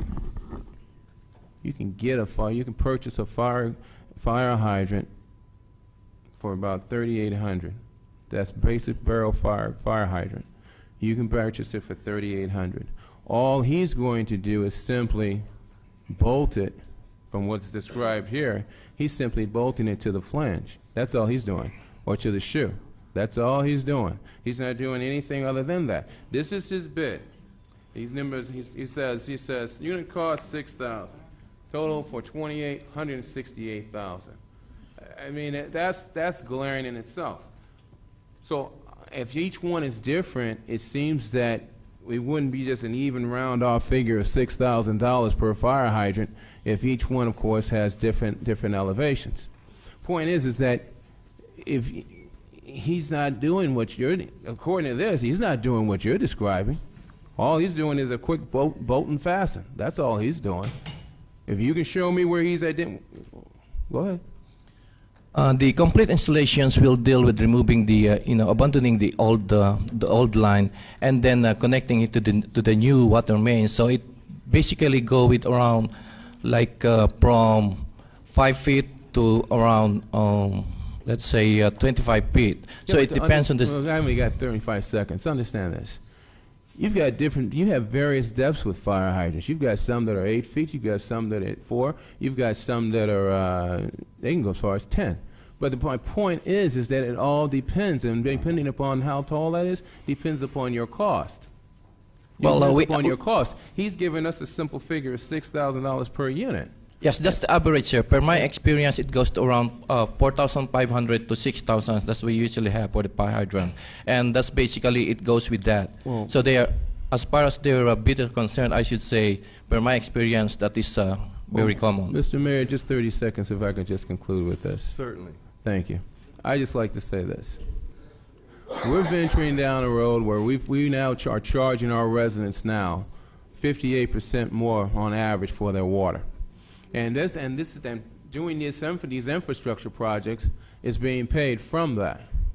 I'm concerned that we're just going to make this simply nothing more than a gravy train for certain contractors, because that's what this appears to be for me. When what I'm looking at, we're not paying any attention to the bottom line figure of what things cost and what the reality of the work that they're doing. Because I'm telling you right now, $6,000, and you have 102nd Street, and on 102nd Street, because you have that pitch down near Century Boulevard, that depth up at the top of that hill has to be pretty deep, and you've got to drop it down. So I do not see how he can, just on a layman's term, and I'm not a layman with this by any means. I'm a little bit more sophisticated than that. $6,000 on average for a hydrant. Okay. To me, and then saying that all 28 are 6,000. No. I don't agree with that. I believe that these figures here are excessive. I do not feel that they are fair for this city, and I feel that this sets a precedence for what we're going to be paying in the future. Because see, in the future, everyone that comes after him, 6,000 and above is going to be what we'll be paying for a fire hydrant. Well, our bid does not go per bid line item, sir. Our bid goes with the total bid item, so they are the lowest bidder. Okay. All right, thank you. Mr. Atwell, for the total job, was this a low bidder? Yes. In every bid process, if you analyze the bids, is it or is it not true that you'll see different charges or different proposed charges for different parts of a specific That is bid? correct. So they'll vary. And that's why you go by the total bid, because you want the best price for the job for the city, right? That's correct. And so there probably would be a range of prices that individual bidders would charge for a hydrant installation, for the part itself, and then to do the labor and do the digging. But Right. It includes, I'm sorry to interrupt, but it includes the actual hydrant, it includes the thrust blocks, it includes the lateral that may go it goes all the way to the main, and it does vary. So this is an average cost. And in my experience, usually these costs are between $5,000 and $6,000. all right. But the reality is for the totality of the work They were the that you're lowest having bidder. done, they're the lowest bidder. Correct. Madam City Clerk. Excuse me, I have a question. Yes, Councilwoman Dunlap. Yes, Mr. Atwell, with regard to the funds, the cost of this project is being borne by the ratepayers of this community. This is where the money's coming from? That is correct. What about those ratepayers that are not using our water? They don't pay. They pay. There's ratepayers that pay for Golden State's water, they do not pay for the city of Inglewood's water, and vice versa. Well, how does it come about when we actually do sewer and water line repairs in those areas? Who's paying for that? We don't do water and sewer line repair. Well, we do sewer line repairs in those other areas, but we don't do water line repairs in Golden State's area. So you're saying that any water line in any of these other areas, those companies are 100% responsible for them? That is my understanding, yes. Okay. All right. Thank you. You're welcome. Madam City Clerk. Council members. Stevens. Abstain. Dunlap. Aye. Morales. Aye. Franklin. Aye. Mayor Buds. Aye. RES 1. Staff report recommending adoption of a resolution as it pertains to the request by Barry Pierce to add 392 square feet to approximately 2,424 square foot beauty salon on a C2 general commercial zone property located at 3333 West Manchester Boulevard. Move items 1 and 2. Second. Actually, I want a staff report. Ms. Tatum. Quick staff report. Yes, this staff report is a return to the City Council, a resolution that upholds the Planning Commission denial of a special use permit for a beauty salon at 3333 West Manchester Boulevard. The council initially considered this item and determined to overturn the Planning Commission's decision, and during the actual adoption of the ordinance, the City Council reconsidered and determined to uphold the Planning Commissioner's determination. I would just like to bring your attention to the earlier speaker in the first part of the meeting. He's the beauty salon owner, and his request to the council was that they consider allowing him to close the beauty salon and to continue the beauty supply operation, which is permitted by code. Mayor, may I comment briefly? Yeah. Thank you, and I know I seconded in the motion, but having thought about that as well, I know that there's an incoming council member of this area, correct? Is that part of District 1 or 2?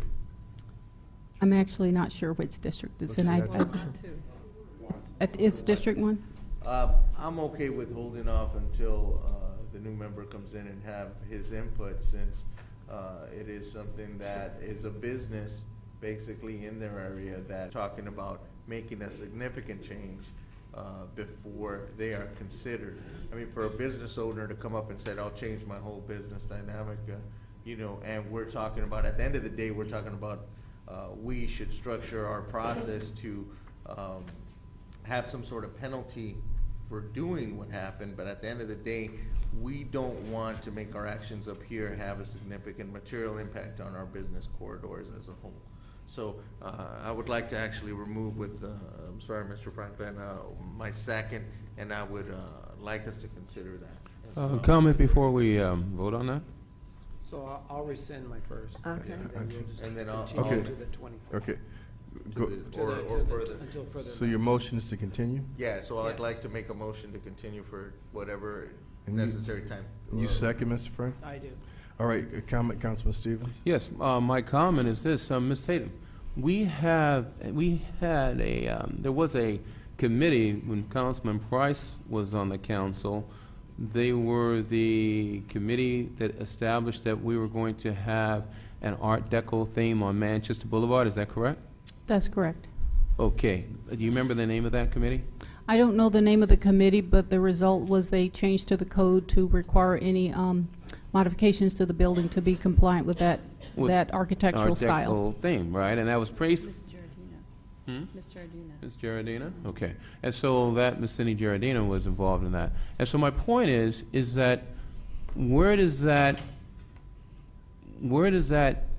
it starts at Van Ness, does it end at Crenshaw? I didn't bring the map that has the limits of it, so I can't respond to that, but it runs a distance along Well, Manchester. did you take that in consideration when you proposed to the council that we deny them based upon the city code, and you had a laundry list of items that they were in violation of? Did you take that in consideration at that time? The two items that they were in violation was building without a permit, and once they were notified that that they were building without a permit, they stopped the process, came into the city to make the applications. The second part was the request for what's called the design review specific to the Art Deco design style, and they also applied for that. And the Planning Commission, in considering the case, did take that into consideration. So your recommendation from the Planning Commission considered not only the Art Deco, but also the beauty salon use. So are you saying that the Art Deco theme does go down to that particular building? Yes, they were subject to the Art Deco So they were requirement. subject to it That's then? correct. Okay, so they were subject to it. Now, based upon this photograph that they've submitted, does this fall in line with Art Deco, the front? None of the building currently reflects Art Deco. None of the building, but did it reflect Art Deco before? It did not. Okay, so here's my point. When this was brought before us the first time, it seems as though we were given information that wasn't exactly along the lines of what reality really is. Number one, it was identified that it was a structure that's further up near Crenshaw and Manchester. Instead, this building here is all the way down near the city parking lot across from where Oasis a restaurant is. So my point is this, is that we seem to, in this city, as I've always said, we hold the small business person to a higher standard than we do the business owner of a medical corporation. We hold the little man to a higher standard than what we do, let's say, Hollywood Park, to a higher standard than what we hold Sentinel Hospital to. We hold them to a higher standard. So my point is this, is that this gentleman came into our city, and even you weren't even aware of whether or not the Art Deco theme, where it ended or where it was supposed to be. So if you aren't aware of it, then how was he supposed to know? No, he was clearly aware that his building was subject to it. I thought your question of me was to identify the street segments that it ran. I don't know the street segments, but I know that his building is subject to it, and it was evaluated based upon that criteria. So that's never a question in my mind. When we evaluate a project, we, at the staff level, always know whether or not the building is subject to it, and that was the case in his application. Okay, Ms. Tatum, I differ with, I think the tape will clarify my question, what I asked you. But nevertheless, my position is this, is that he has spent his money. We always seem to go to these entities. I saw the construction that was going on there. I saw the stone masonry that was going on there. I saw all the work that was taking place. We always show up after the individual has completed it, and then we tell them, you have not complied with X, Y, and Z. My point, colleagues, is this, is that this addition was done all the way in the back. If you take a look at your sheet right here, you'll see that the parking lot shows that you enter all the way in the rear, and I assume that this is the section, since he said it was added on in the back, that we're talking about the section that's all the way back here. It looks to me as though he's continued with the brick theme of the building. The building never was Art Deco from the very beginning. Therefore, he shouldn't be required to, in fact, now have Art Deco as part of his theme and his remodeling. But here's the other part that I want my colleagues to clearly understand, is this, is that we're a lot at fault with this as far as this city is concerned. We do not have a user-friendly planning department. We do not have a user-friendly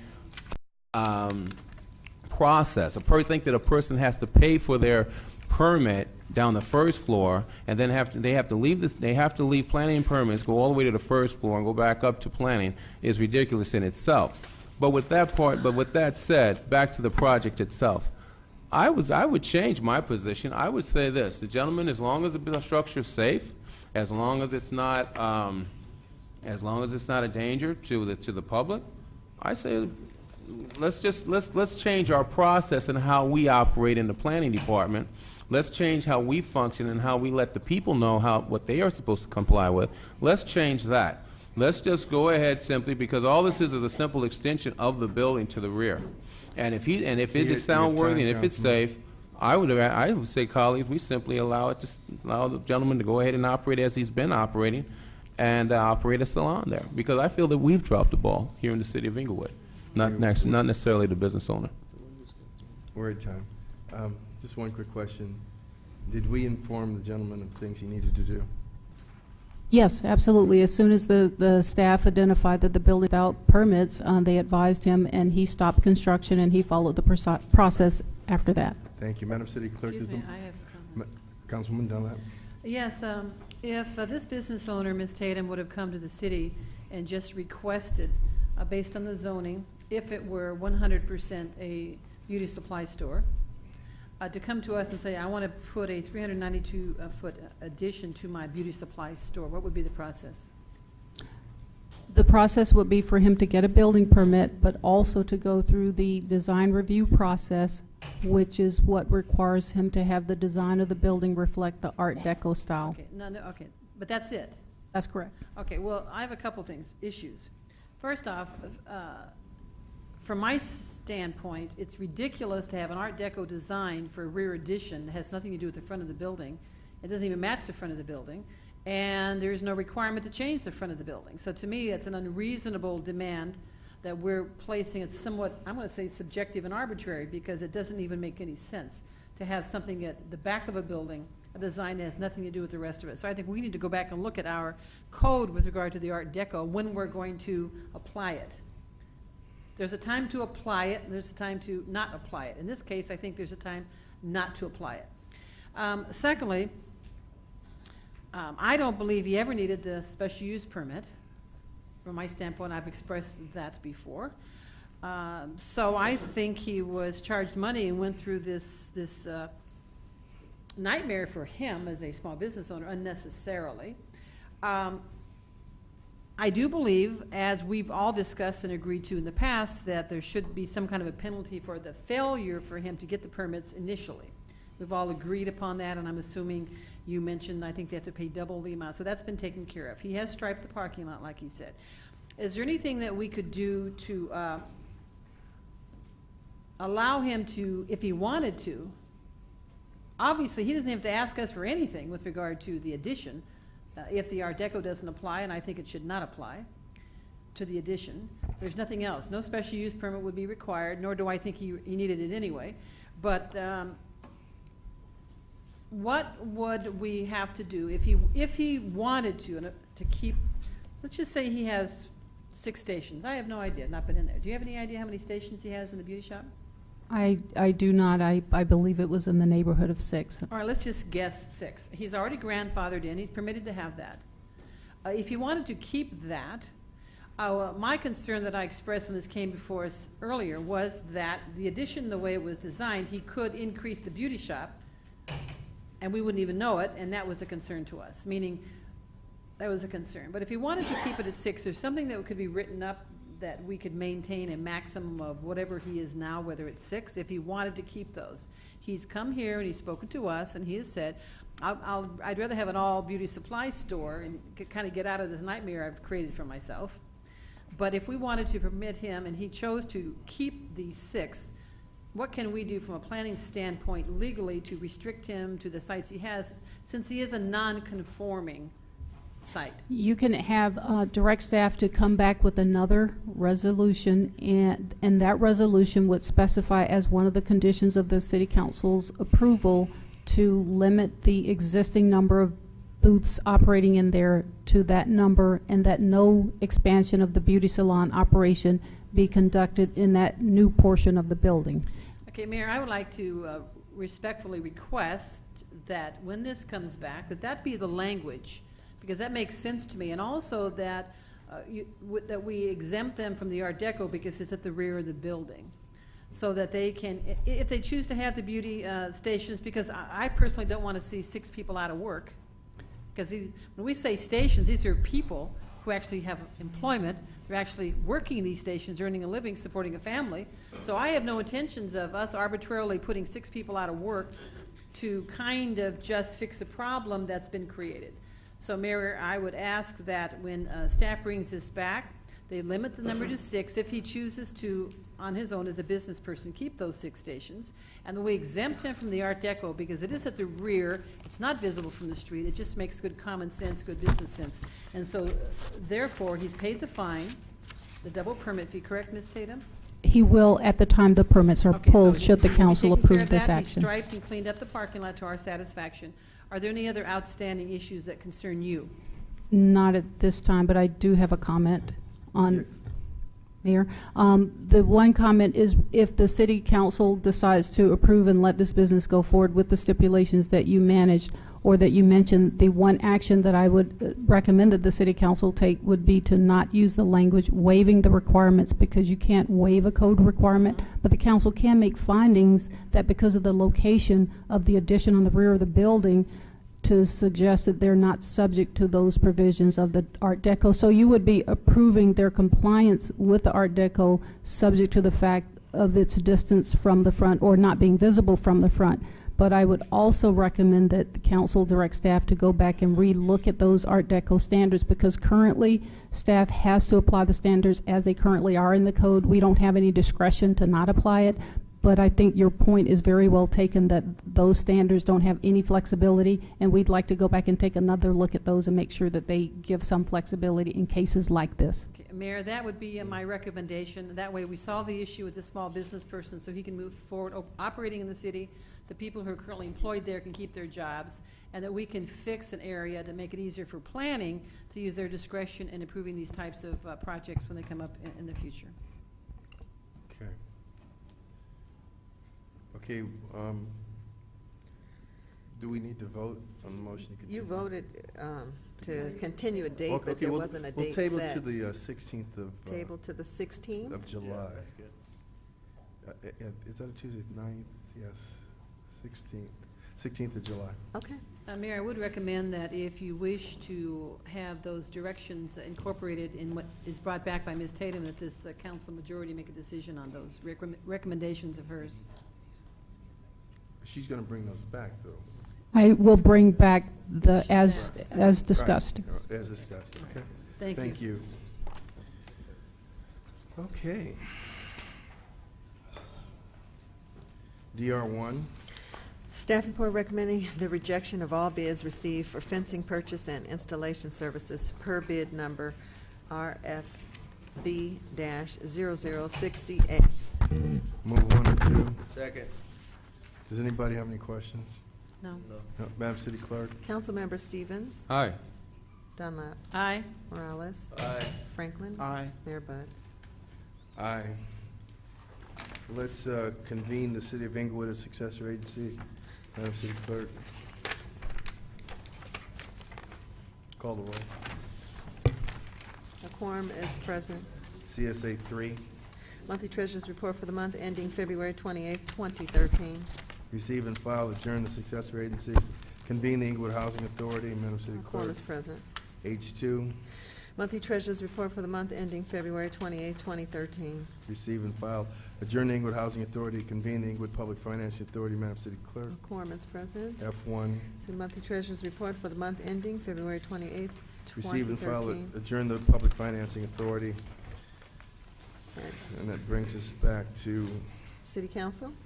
City Council. Quorum is present. CI1. CM1. No, wait. I'm going to CI1. You want to go to CI1? Okay. Joint Council Initiative by Mayor Butts and Councilmember Franklin recommending adoption of a resolution opposing the Los Angeles County Metropolitan Transportation recommended funding for the Crenshaw Lax Transit Project and the proposed acceleration policy. Move approval. Second. This is a joint initiative by myself and Councilmember Franklin, and we're recommending three things: that we oppose the Metro recommended funding plan for the Crenshaw LAX Transit Project, oppose the Metro proposed acceleration policy, and support Directors Canavi and O'Connor's motion number 11 to protect highway funding from reallocation to transit prior to 2019. In a nutshell, this is an attempt to accelerate funding for some of the projects in the transit project by tapping into the South Bay's $906 million Measure R Highway program by reducing the amount available for highway projects, and that sets a bad precedent for altering the intended use of funds and obligating future funding in the current decade. And also, our city is in a dispute with LA Metro as to their funding a grade separation for Florence and Centinela, and providing a transit, an overpass bridge from the transit station at Florence and Locust, or Florence and Market. And so we are requesting that the council support this initiative. Thank you, Mayor. Madam City Clerk. Councilmember Stevens. Aye. Dunlap. Aye. Morales. Aye. Franklin. Aye. Mayor Buds. Aye. CM1. Yes, Mayor and City Council, I wanted to use this opportunity to update the public on a couple of high-profile projects that are currently going on in the city. The first one is the Regent Square Affordable Housing Project, which is about 145 units. To date, 80% or 116 of those units have been rented out. Staff is working with the management of that affordable housing project to get 100% of the units rented out by the end of the month. Secondly, I'd like to update the council and the public regarding our project on La Brea Boulevard, which is a major reconstruction project of our streets. Currently, the project is 20% completed, and we're working 2 crews day and night to get the project completed by October of this year. And I want to thank the public, the businesses, the residents, and visitors for their patience as we undergo that very complicated project. Thank you. A1. Good evening, Mr. Mayor, members of the council. Closed session held as to CS1 closed session. Confidential attorney-client privilege pending litigation under government 54956.9A Ken Watson versus City of Inglewood. Request a motion to authorize settlement. So moved. Second. Madam City Clerk. Councilmember Stevens. Abstain. Dunlap. Aye. Morales. Aye. Franklin. Aye. Mayor Buds. Aye. There was a closed session held as to CS2 closed session confidential attorney-client privilege pending litigation under Government Code Section 54956.9A 20th Century Insurance Company versus City of Inglewood. Request a motion to authorize settlement in that matter. So moved. Second. Madam City Clerk. Councilmember Stevens. Abstain. Dunlap. Aye. Morales. Aye. Franklin. Aye. Mayor Buds. Aye. CS3 is a duplicate of CS1. CS4 closed session confidential attorney-client privilege potential litigation under Government Code Section 54956.9B1 claim of account temps. Request motion to authorize payment of billing. So moved. Second. Madam City Clerk. Councilmember Stevens. Abstain. Dunlap. Aye. Morales. Aye. Franklin. Aye. Mayor Buds. Aye. There is a closed session held as to CS5 closed session confidential attorney-client privilege potential litigation on Government Code Section 54956.9B1 claim of Kane, Balmer, and Berkman regarding MSG Forum Development Agreement. Request a motion to authorize payment of billing from Kane, Balmer, and Berkman for work done on the MSG Development Agreement from funds provided by MSG. So moved. Second. Madam City Clerk. Councilmember Stevens. Abstain. Dunlap. Aye. Morales. Aye. Franklin. Aye. Mayor Buds. Aye. There was a closed session held as to CS6 closed session confidential attorney-client privilege potential litigation under Government Code Section 54956.9B1 claim of Kane, Balmer, and Berkman. Request motion to authorize payment of billings. So moved. Second. Madam City Clerk. Councilmember Stevens. Abstain. Dunlap. Aye. Morales. Aye. Franklin. Aye. Mayor Buds. Aye. There was a closed session held as to CS7 closed session confidential attorney-client privilege potential litigation under Government Code Section 54956.9B1 claim of Dr. Tauber. Request a motion to authorize payment of billing. So moved. Second. Madam City Clerk. Councilmember Stevens. Abstain. Dunlap. Aye. Morales. Aye. Franklin. Aye. Mayor Buds. Aye. There was a closed session held as to CS8 closed session confidential attorney-client privilege potential litigation under Government Code Section 54956.9B1 claim of California Claims Management Services. Request a motion to authorize payment of billing. So moved. Second. Madam City Clerk. Councilmember Stevens. Abstain. Dunlap. Aye. Morales. Aye. Franklin. Aye. Mayor Buds. Aye. CS9 and CSA1 were pulled. So that concludes reports out of closed session for this evening, and there are no verbal reports today, Mr. Mayor.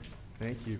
CC1, any verbal reports? Madam City Clerk? Yes, Mayor. I'd like to remind the women of Inglewood that I'm having my 4th annual Women's Conference, Connecting Women to Power.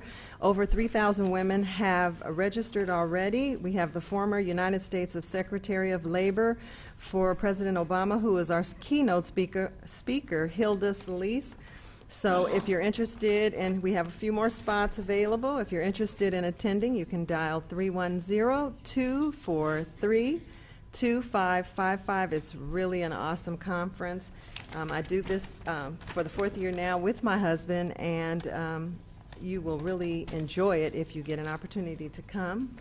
I also wanted to mention that I had attended the preschool ceremony that the city of Inglewood puts on 50 years, and those little kids were so cute. I wanted to kiss them all.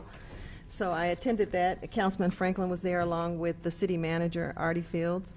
And I wanted to, in closing, congratulate Ms. Dunlap, Councilwoman Dunlap, for her 20 years of service. I will miss your aggressive and reliable advocacy, and I pray that your next journey will be a great one. That's the end of my remarks. Thank you. CT1, Madam City Treasurer. Oh, excuse me, CT1. Monthly Treasurer's Report. Monthly Treasurer's Report for the month ending February 28th, 2013. Receive and file. CT2, verbal reports by Madam City Treasurer. Yes, I'd like to give you a brief Treasurer's Report. I'd like to make a comment regarding banking. I do have a meeting with Bank of America that's coming back tomorrow, and we're going to be discussing banking costs. And we'd like to point out that our banking costs thus far for U.S. Trust has been roughly about $39,927, and the B of A parent has been $113,830. But our earnings allowance has been $16,000, which has reduced those costs down to $97,560. And with the establishment of e-payables, what we're looking into could conceivably reduce those costs another $50,000 to $60,000. So we'll be meeting tomorrow. I look forward to hopefully Mr. Fields will be able to attend that meeting, and David, our Chief Financial Officer, also. I expect him to attend that meeting also. And also with regards to bonds, I did make a number of really good purchases. I purchased a farm credit and got a 137 coupon. And this bond is, it was an excellent buy. And also I purchased a Federal Farm loan bank bond at a coupon of 120, and also purchased a Federal Farm credit again at 0.99, but it has a 0.1754 yield to call. So in essence, if that bond is called within 3 months, I will get 1.754 instead of the 0.95. And we do expect the bond to be called. And with regards to the investment portfolio, the city of Inglewood, the holdings there, you can follow along with me. I left about 50 copies on the counter outside. The city of Inglewood has $103,305,777 under management, and the debt service for those funds is $35, and the interest earnings is $8,550. And with regards to the successor agency, $107,850,109. That's under management, and the debt service is $11,606. And the Housing Authority, $100,307. Public Finance Authority, $13,493,401. And the debt service for that is $1,760. Total funds under management is $224,752,594. And I'd like to point out with regards to our general long-term debt, the city does not owe $1 billion, but instead our long-term debt is $231,261,266. And I'd like to point out also with regards to financial institutions that didn't do too well over the weekend and did fail. The FDIC shut down 2 banks, each in Nevada and Tennessee, with total assets of $457.5 million. And the total cost to the FDIC is $42.9 million, bringing the total bank failures this year is to 16. So in all total, the number of banks that have failed since 2007 to 2013 has been 484 banks. And the total assets of these failed banks is $696 billion. And the loss to the FDIC has been $95.8 billion.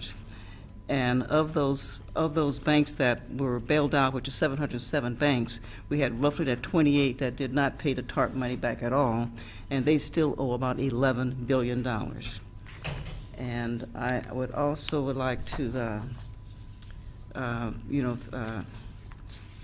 congratulate the Councilwoman Dunlap and thank them for their service, and also Councilmember Stevenson for their years of service to the council. We certainly appreciate that. Councilwoman Dunlap and I have had our comments over the years, but I certainly appreciate your service, over these past 20 years, and you will be missed, and I wish the best to you and Councilman Stevenson. That concludes my remarks. All right. Mr. Mayor, I have a question for the city treasurer. Okay? All right. Thank you. Madam Treasurer, a member of our public asked a question of a report of what is being paid in reference to the Regent Square project, the $13 million that is to be repaid to the state. Do you keep any type of record of such as to what we're paying to the state of California in reference to redevelopment or winding down of redevelopment? Yeah, primarily my responsibility primarily is the investment function. Now I track certain costs paid to to long-term debt, but not individual projects that's carried out throughout the city. So you would not have any type of report showing what we're paying to the state in reference to, as Mr. Matthew was making reference to the Regent Square project, or in reference to the funds that we have to return to the state of California. In reference to, you do not. That information be with whom? Who would that be information be with? The chief financial officer. The chief financial officer, Mr. Esparza. Absolutely. Oh, okay. So he would have the information. Thank you. You're welcome. Public comment. Any person who wishes to address the council on any matter connected with city business not elsewhere considered may do so at this time. Mr. Mayor, Council, my name is Joseph Texera, District 1. I'm asking this council to cut all financial ties to Willie Brown's newspaper, Inglewood Today, until Brown stops using lies and the very lowest, slimiest methods to write his stories. After the April election, Mayor Butts hypocritically attacked others for questioning the way the city clerk handled that election. Butts said that the city clerk threw him off the ballot when he was running for mayor and that he never said anything bad about her. However, I pointed out that the DVD of the July 20th, 2010 City Council meeting proved that then candidate James Butts repeatedly accused City Clerk Yvonne Horton of lying, committing election fraud. But Willie Brown gets paid by James Butts, so when James Butts is caught red-handed being a hypocrite, lying, deceiving the public about something as serious as election fraud by the city clerk, Willie Brown doesn't print any of that. But because I've proven beyond any doubt that James Butts has repeatedly lied to the public, has repeatedly helped violate the law, has helped violate people's civil rights, and has helped hide dangerous police misconduct that endangers all of Inglewood's residents, because I've done all that, when I throw away free flyers left on a trash can, Willie Brown personally concocts a story where he repeatedly lies about me to try to help his clients, Butts and Padilla. In his paper, Willie Brown lied, saying that he has pictures and videos showing me taking the flyers out of the burger stand and destroying them. But those pictures weren't in his paper, and that video isn't on his website. So to prove Willie Brown lied to his readers in the story, I'll give $500 for any picture or any video that shows me taking the flyers out of the burger stand or destroying them. Brown lied, saying that I ran out of the burger stand. I'll give another $500 if he can prove that. Willie Brown told his readers that it was just some random person who gave him the story, but the owners of the burger stand say he was Alex Padilla's campaign aide. Is that why Brown hid the man's name and was happy to print whatever lie the man told him without any verification? Brown lied, saying I work for Judy Dunlap, when he knows I'm not in Dunlap's district, and I have condemned every single member of this council, including Dunlap, for helping hide dangerous police misconduct and violations of the law. But of course, Dunlap was running against Brown's client, Padilla, so Brown unethically used whatever lie or whatever misleading story he could to attack Dunlap. Willie Brown even lied and said that I've missed recent city council meetings because I've been busy working for Dunlap, when Brown knows that there's been only one nighttime meeting for working people like me since April 10th. Giving taxpayer money to an incompetent or dishonest individual like Willie Brown robs the city of its integrity and its credibility. You know, Mr. Texera, excuse me. You know what? I've sat here for years now listening to this gentleman call people liars. But I will tell you this, that I witnessed something that lets me doubt his credibility entirely. Just before the election, I walked into Fabulous Burgers, and I walked up to order some food, and I was standing behind that gentleman, and he was begging the owner to call his boss and tell him he didn't take anything. The gentleman was obviously distressed, and he said, "But you're on the tape. What can I do? What do you want me to do? I can't lie." He pressured the man for 8 minutes to lie for him. And I'm going to mention that now because it's just ridiculous for this gentleman to keep calling everyone in the world a liar when he did such a thing. If he did nothing, he had no reason. He wrote down his boss's name and his number and begged him to call him. And it's just enough of this. We need to move on to something different in Inglewood. If people have personal problems, they need to work them out. But all this, everyone's a liar, everyone's incompetent, that's enough of this stuff. I'm sorry, ma'am, go ahead. Thank you. My name is Norma Smith, from District 2. So I will address Mayor Butts and the city council members. This election has been the worst election I've seen in I don't know how many years. You know, and it really stoops to a new low when they can threaten an 83-year-old woman for speaking her mind. That 83-year-old woman, like you guys, you're protective of your families, right? That 83-year-old woman is my cousin. And we protect the elderly or the seniors of our family. So what I would ask the council members to do, or any elected official, when you're running for an office, choose your campaign managers and staff carefully. Because, see, everybody is not as nice as I am. When you threaten their families, they get angry, really angry. So what I would appreciate if you would vet your employees carefully next time. Thank you. Thank you, cousin. By the way, this is that 83-year-old woman who was threatened. Thank you. I'm Theola Gardner from District 1, Mike Stevens. I want to say that I thank Mike Stevens for his wonderful, enlightening service that he has given community.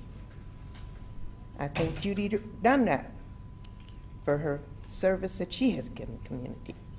They have brought us information on issues that community would not have heard. You vote on just what you have to vote on without any explanation as to why, the pros and cons. Also, Mike Stevens, he gave to the city of Inglewood, LAX, no expansion. And then to protect those homeowners by giving them sound insulation. Everyone else is claiming that, and you didn't walk one step. And I'm sick and tired of those lies. I don't lie, I don't have to, I'm too old to lie. It'd be ridiculous. But I have been terrorized. I was described by the campaign manager of George Dotson. He never knew me, I never knew him. And still don't know him. Except when he was put out of a peaceful campaign, which Dotson couldn't afford to attend. He couldn't stand or light a candle to Mike Stevens. He doesn't have he doesn't have any capabilities of being able to light a candle to Mike Stevens. Like he didn't walk one step for sound insulation, but he'll say on his campaign, I'll sound insulate your homes. Mike Stevens is the sole trailblazer for that. And I was one of the original followers. In a peaceful meeting where there was to be a campaign, he didn't have the guts to attend, but he sent his big bad campaign manager, described how Miss Gardner looked, which is an easy description, a brown woman with long white hair and a braid. Anyone can do that, kindergarten child. And he stood up, pointed his finger at me, and told me he would hunt me down and mess me up. That's lower than a snake. George Dotson, you let yourself be bought alive. Thank you. Let yourself be bought alive. Thank you, Ms. And to Gardner. talk about Miss Gardner. Thank you, Ms. And I Gardner. do not approve of it, and I'm going to be protected. And I have already taken steps to do that. Thank you, Ms. You're Gardner. not going to Ms. threaten Gardner. me and have me afraid to be comfortable in my home. Ms. Gardner. That I can't sleep. I stay awake Ms. all Gardner. night with lights burning Ms. because I'm afraid and I'm terrorized. You're not going to do that to me. You're not going to do it to me. You dirty, low Ms. dog. Gardner. He's not going to do it to me. For years he's been waiting to get up on that dais with his dumb self. And he's not going to do Miss it to me. Gardner. No, he's not. I got Miss- a person thing, and I'll leave out of here. Miss- I'll never Miss- come back. Miss- Just let me get my things. No, I can get them.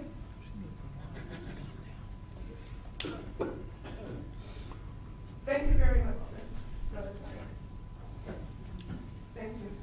Thank you. Thank you, people. Thank you. Honest people, that is. The honest people. Come on forward, ma'am. Well, hello again, and my name is Marisha Bernard, and I'm here with the Business Overall for a Performing Arts Center for the youth. I'm here speaking for the youth, and I was told that there were going to be affordable housing placed on Nutwood Street off of Gravilla, 100 East Nutwood, and I believe that we cannot afford affordable living in the middle of a school zone. So we're trying to provide programs for the youth, as far as with dance, broadcasting, different programs. Everybody doesn't play sports. So I'd just like to know if the city would pass this for the youth and for the children for after-school programs. I have the proposal here for you, Mayor, because I've been waiting to speak with you. Or just get in contact with you, but this is an honor to me to be standing here and presenting this to you. Well, actually, if you give it to the Sergeant at Arms, I don't think we're going to be much longer for the meeting. I'd be glad to talk Okay. with you. All right? Okay, thank If you. you have time. Yes, I do. All right. Thank you.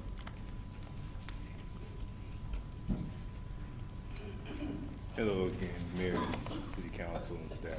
Reynolds, Second District. Okay, I'll blaze through this. Ladies first. Councilwoman Dunlop, it was a pleasure and an honor to walk the precincts with you. I learned a lot about the community, the city, and its country at large. And I guess maybe we're saying goodbye because you're in your golden years. This is a rough and tumble business, isn't it? But I appreciate the fact that you lived here. You had a presence here. And I can tell everybody for certain, if she wasn't doing a job that was acceptable with the people in her district that cared, that really cared, she'd been voted out 20 years ago. And so, with that, I'll say, best wishes to you, happy trails, and where's the party? Okay, your turn. Mike, this is not goodbye. I know this is just farewell. you've been, well, you were the first person, you and Diane Zambrano were the first people that attracted me to these council meetings. I'll probably be hated for that, but it's because I wanted to know, how could I get involved with the community where I live? Hey, I'm just a guy who goes to work and comes home every day. And watching those programs on Channel 35, I saw that, hey, here's people that care, and they're not waiting to get a paycheck. So I know you'll be here in the city trying to make it a better place to live. And you got my phone number. Like anybody else on the dais who wants my phone number, I'll give it to you. And so I'll see you next week, okay? You'll be out here. If you're not up there, you'll be out here. So in my last 40 seconds, I hope that from here forward, we all want to put a positive light and face on our city. But we can't have it at the expense of other people.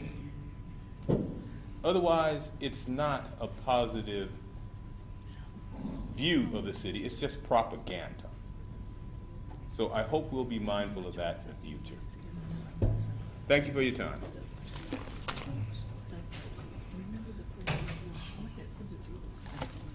Council members, my name is Louise Meehan. I've lived in the city longer than probably anybody here. And Councilwoman, I'm so thankful of the years of service that you've given us, your leadership, your honesty, and the hard work that you've given in providing services in spite of the mistreatment that you received from Mayor Dorn and Mayor Butts. When Alex told me that he was going to run against you because you weren't on the team, I thought, what team? You represent me, not any other team. When I asked him what he had done for the city, he said he'd been on some cancer committee for 30 years. Is that all his accomplishment is for the city of Inglewood? At a neighborhood meeting, he mentioned that he promised that he would come prepared to the meetings and he wouldn't just delay the discussions by asking questions. Well, frankly, I appreciate your questions. I appreciate your questions, Councilman Stevens. You've been a breath of fresh air for the council. I guess Mr. Padilla doesn't need to ask questions. He'll get his instructions in the back room. His campaign was dredging up lies, slander, and old pictures that Mayor Dorn presented us every time he had had a henchman running it against you. And Mr. Padilla has not done anything differently. I wish you well. Thank you too, Mr. Stevens. I hope we'll see you again.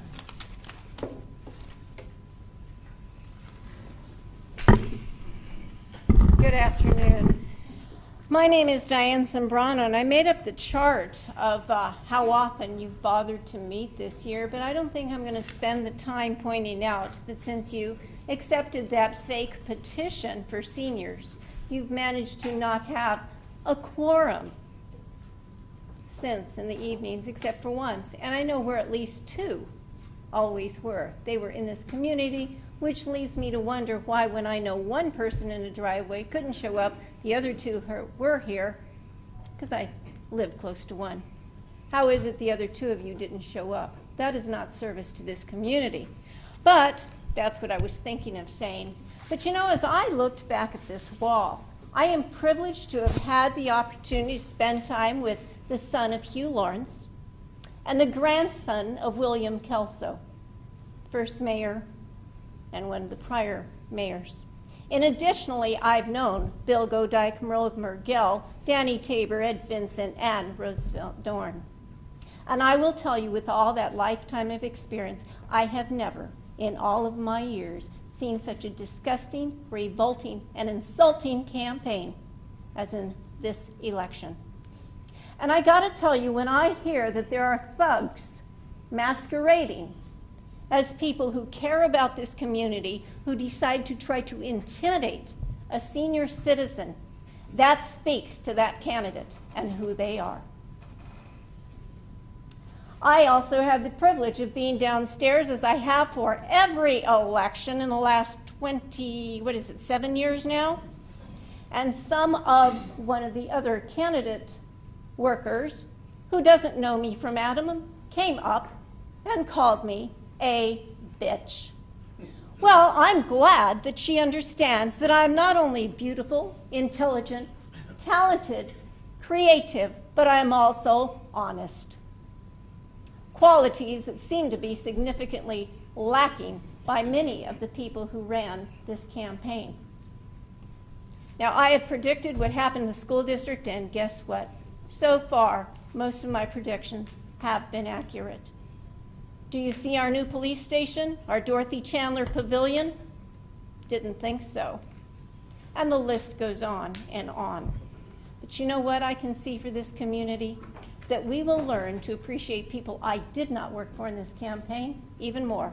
Thank you, Michael Stevens. And even though Judy and I have had a truckload of disagreements, thank you for asking questions. Cannot say that I expect too much if this campaign is an indicative reality for our future. No, ma'am. No, ma'am. You can come back next week. No, This ma'am. is my councilwoman's last time. Ma'am. Ma'am. Thank you. Ms. Sly? Yes, Aldine, 1st District. This campaign has been unprecedented as far as the evilness and the darkness of it. I happen to be a witness to the threat that was made to my next door neighbor, Mrs. Gardner. I heard the gentleman say that, and I use the gentleman lightly. You don't tell an 83-year-old woman who's just speaking her mind that you're going to hunt her down and mess her up. And the expression on his face was chilling. I live next door, so I get the phone calls at night. I can't sleep. Do you hear that noise? Is someone at the gate? I'm the one who answers her and goes outside in the middle of the night to look to see if anybody is trying to get over the gate or at her front door. A campaign manager has no place in anybody's election if they're going to threaten anyone, let alone a senior citizen.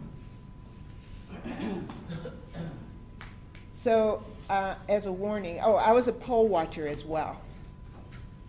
And I saw some nefarious things, but I was instructed not to get involved to a point where the poll workers would try to eject me. I did ask questions, and I did do what I was able to do as a poll watcher. There were some strange things going on at Warren Lane Elementary School. I think everybody should be vetted before they take any type of responsibility in an election. This city has gone to the pits. I don't know if it's going to improve. I kind of doubt it, because the people who are on that dais today, the two ones who lost the election, so-called, are the only ones that gave us information. The only ones who would not agree with everything that was said, who gave us information. We're your bosses, don't forget. They understand it. Mike Stevens and Judy Dunlap. And thank you from the bottom of my heart for all of your services. You just don't know how enlightened you have made me as a citizen of this city. Thank you. Thank you, Ms.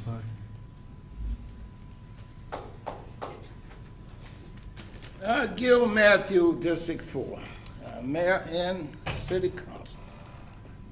I'd like to thank the council members from District 1 and 2 for joining me and asking the question, where is the money? I'm going to miss you very much. I'm going to have to depend on my Councilman Franklin to help me along to find out where's the money. And Mr. Morales, as they say, Dante is on the nettle. I'm going to depend on you too. And Ms. Brown, we are $1.1 billion outstanding debt, for your information. And I'll tell you where to find it. You have what you call ROPS 3. You look at the top of the page, it's $370 million. Now you go to the other page, it's called Low Moderate Income Fund. It's $750 million. Now you're a math major. The two figures are $1.1 billion. So don't tell me about they don't owe that. It's two different agencies. The risk success agency is a state agency. And don't tell me what unless you have the facts. And Mr. Esparza has the facts. And this council has the facts. So either you can put your big boy pants on and face the facts, or you can go down Tiddlywink Lane and the city go down the tube like the school district. It's up to you. Now, we have to ban these marijuana clinics.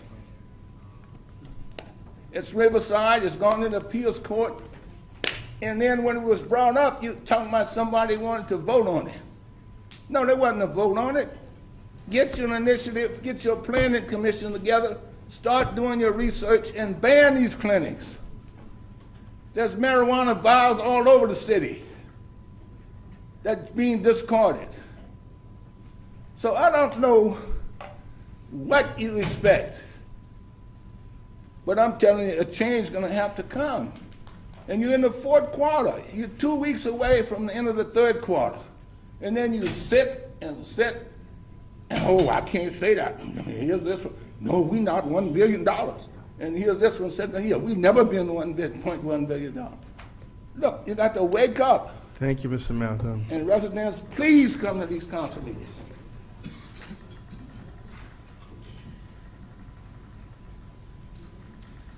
Honorable Mayor, council members, and persons-elect, you can see there's a lot of tension in the city, a lot of concern. But that's the love that people have. That's their intensity and belief in their community. And I hope that now we'll have a time of healing, a time of growth, a time of incorporating new ideas. We'll have new council persons. Maybe they'll incorporate some of the questioning and the interest that outgoing council persons had. This can be a great time for this community. If you walk it like I do, people love it. And I'm kind of a blessed guy. I can live a lot of places like many Inglewood people. This is home. You're going to have a hard time getting rid of me because my property's over there in Inglewood Cemetery, so I'll be here way too long. And so I hope that there can be some healing and some growth. If I may, Mr. Mayor, address the outgoing council persons, thank you for your intensity. No one will ever know in the public, most will not know the 1, the 2, and 3-inch agendas you study, how you comb your districts. Many people just will never know how hard you work. And I know that you have great staff. We who have to read these maybe on commissions or council, someone had to produce that. And you've got some gems, Mr. Mayor, in your staff. You've got some real gems. I've appeared other places because of property things. Planning commissions, board of supervisor, out of county, out of state. Staff, other places, they don't hold a candle to ours. So great staff, a future. Thank you for letting me extend this meeting another minute. And God bless and thank your hard work. And to all of you who are staying on. Thank you so much, sir. Thank you, Mr. Eve. My name is Rosemary Becker, and I want to thank Judy Dunlap for all she's done. I've known her since she was 16 years old, because her aunt and uncle lived near me. But I was campaigning for her one day, and one of my neighbors wrote an article, and he wrote about Alex because she was fed up with him. And here's what happened. Another neighbor of his wrote this letter, and I was passing it out. It says here, a 77-year-old citizen was accosted on 64th Street when she was passing out a letter about Alex. This man followed her, and he came up to her and he said to me, "This is a bunch of crap," and he wadded it up and threw it at me. So the next day, Judy's assistant took me to the police department because her brother told her to, because he's a policeman up north, and he told me to make a report. So I went to make a report. They took my name, told us to go sit down, and when I went to sit down, the police department came back and says, "Did the paper hit you?" And I said, "No." They said, "Well, we can't take a report. The paper didn't hit you, so we're not going to take a report. Not going to do nothing. Thank you." And Judy, I'm sorry you lost Mike, but I was hoping you would have won. And Judy, you're the best. Thank you. Thank you. Ma'am? Ma'am? Ma'am? What's your name, ma'am? My name is Rosemary Becker, and I've lived on Fairview Boulevard since 1944. Go give me the sergeant. Go give me the sergeant. Come here, Sergeant. Just 1 minute, Mr. Agent.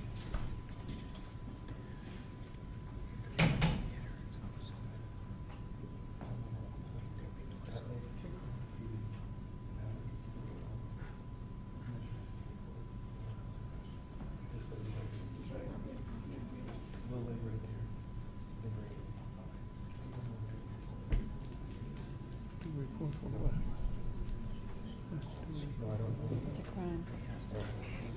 All right. Ma'am, if you go with the sergeant, he's going to get Okay, your... Mayor, with all due respect, He's going to get Rosemary, your report file. Ms. Becker, I would appreciate if you wait till after the meeting, and then the officer will help you. But I want to talk with you, so if you'd stay till after the meeting, please. Ma'am, Thank ma'am, do you want to make a report? Yes. All right, then go with the sergeant. He'll take your report. Mr. Agee? My name is Willie Agee. I live in the beautiful city of Inglewood and proud of it. You know, I'm not up here to criticize anybody. I want to congratulate Commissioner Heath. I hate to see him go. I wish it was possible for him to stay on the Planning Commission because he's some great man. George Dotson is one of the finest men I've ever met in my life. His campaign manager, I know him like a brother. If I heard him threaten an 83-year-old woman, I would put this right in his face.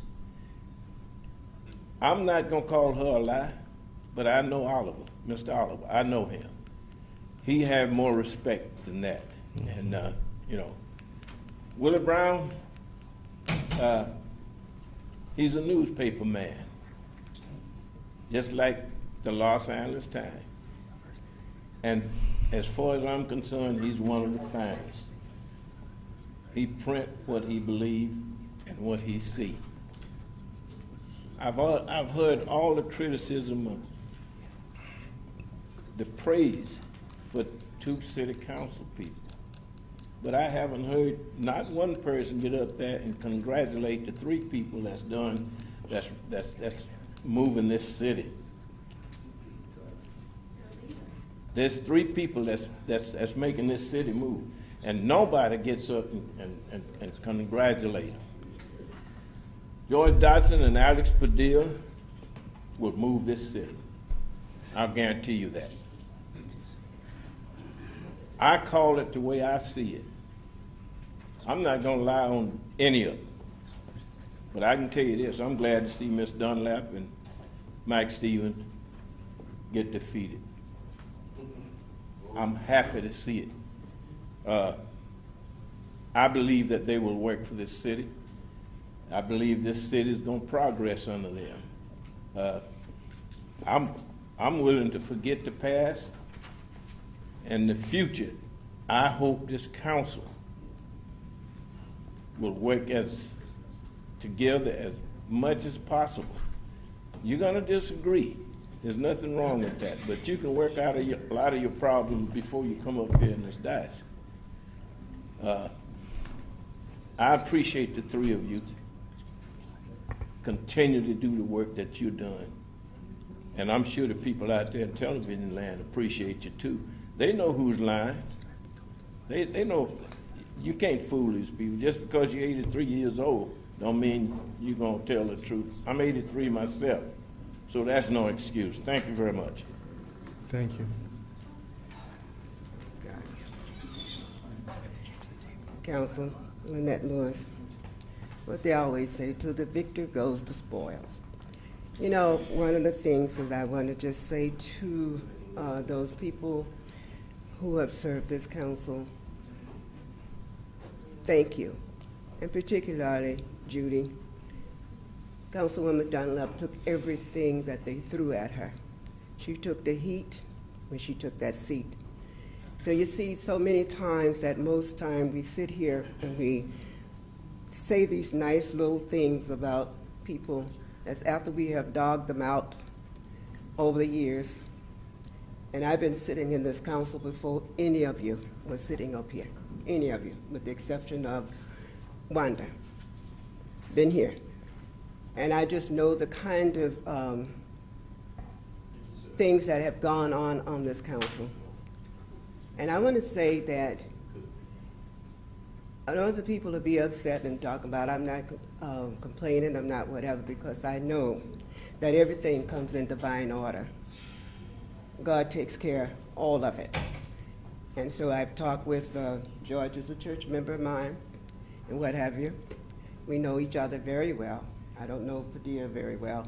But I want to say I hope you guys will carry on and really work for this city.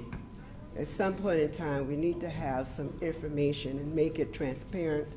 And this is what has been so very upsetting to people, because the city has not been transparent with us. And these are our dollars that you're spending. They're not yours by yourself, it's ours. And so we just need to have a report because you work for us. And I would hope that those of you who are sitting there that planning to take these seats, that you remember that you work for us. You don't work for Mayor Butts, you don't work for Morales nor Franklin. You work for us, the people. So I would just understand that. Thank you, Judy, for all the years that you put in, whatever, and that you have fought a great fight. And Mike, you came along and took up the fight. But continue to ask the questions. Continue, because that's the only way that we get any kind of information. I would hate to see 5 men sit down on that council and become I. Because if you don't ask the question, that means that you don't know what you're talking about. So I'm just saying that I want to make sure that we have a good council, whoever sits there, because I'm going to be here and ask the questions when you're not. Thank you. Hello, my name's Alicia Smith. I'm a resident of the 4th District. I've heard some things said here this evening about a campaign manager, Mr. Oliver Yanaka, of Mr. George Dotson, and I was there in attendance at the church where the alleged saying about where he was supposed to have said that he messed Miss Theola Gardner up.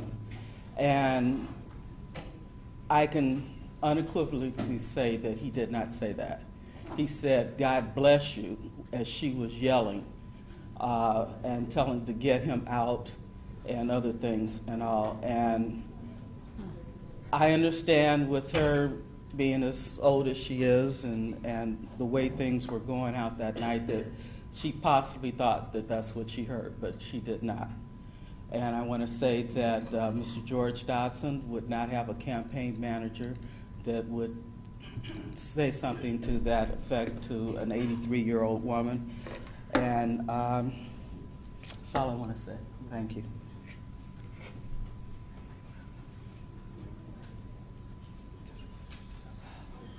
Good afternoon. I'll be brief. I know you guys had a long day. I remember coming here a couple of weeks ago and referencing 2010, the mayor getting elected, this sort of new energy in the city.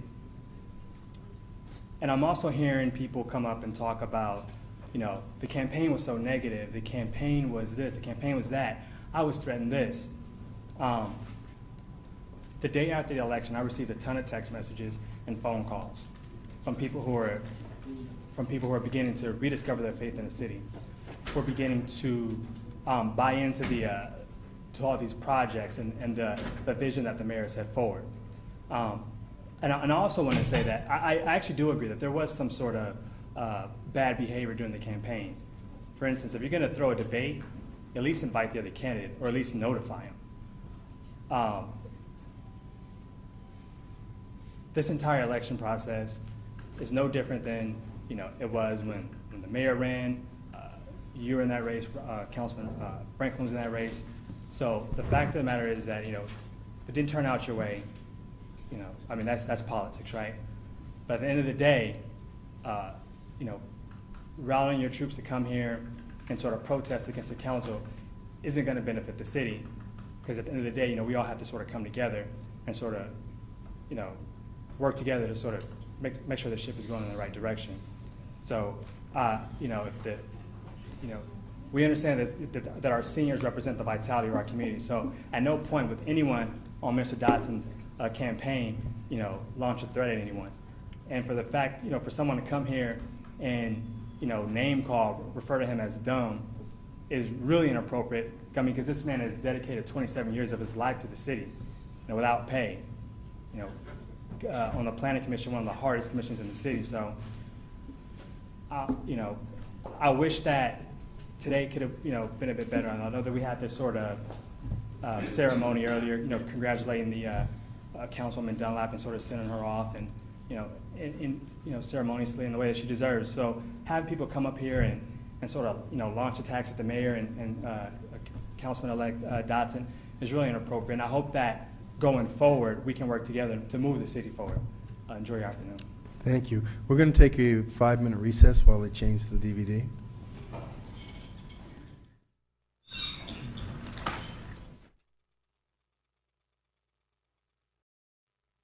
Public comment.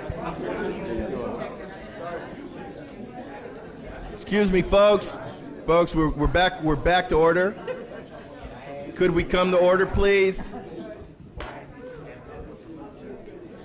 Mr. Wheeler, please come forward. Ms. Gardner. Ms. Gardner. Mr. Wheeler.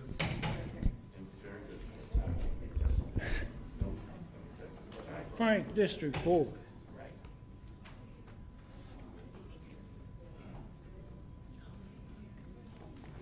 This election was the pits.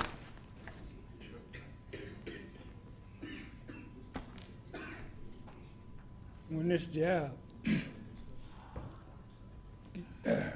gets to the point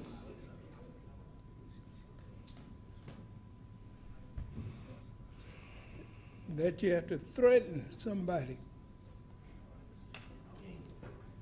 to get a job, is sickening. They threatened a business owner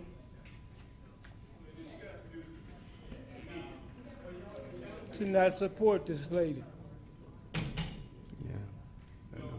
They told him that if he supported her, he'd put him out of business.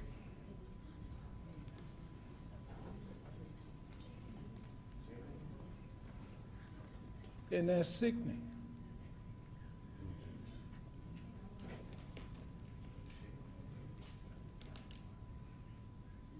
I mean, damn, this job means that much to somebody.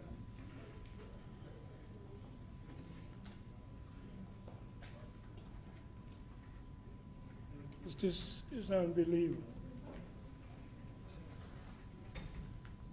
Thank you, Mr. Wheeler.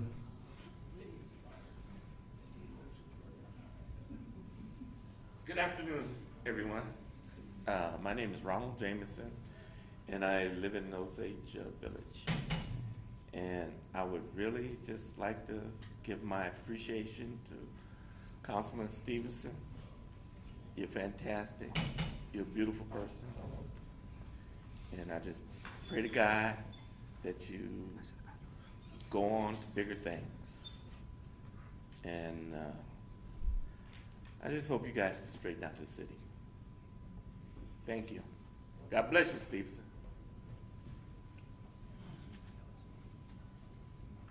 Close public comment.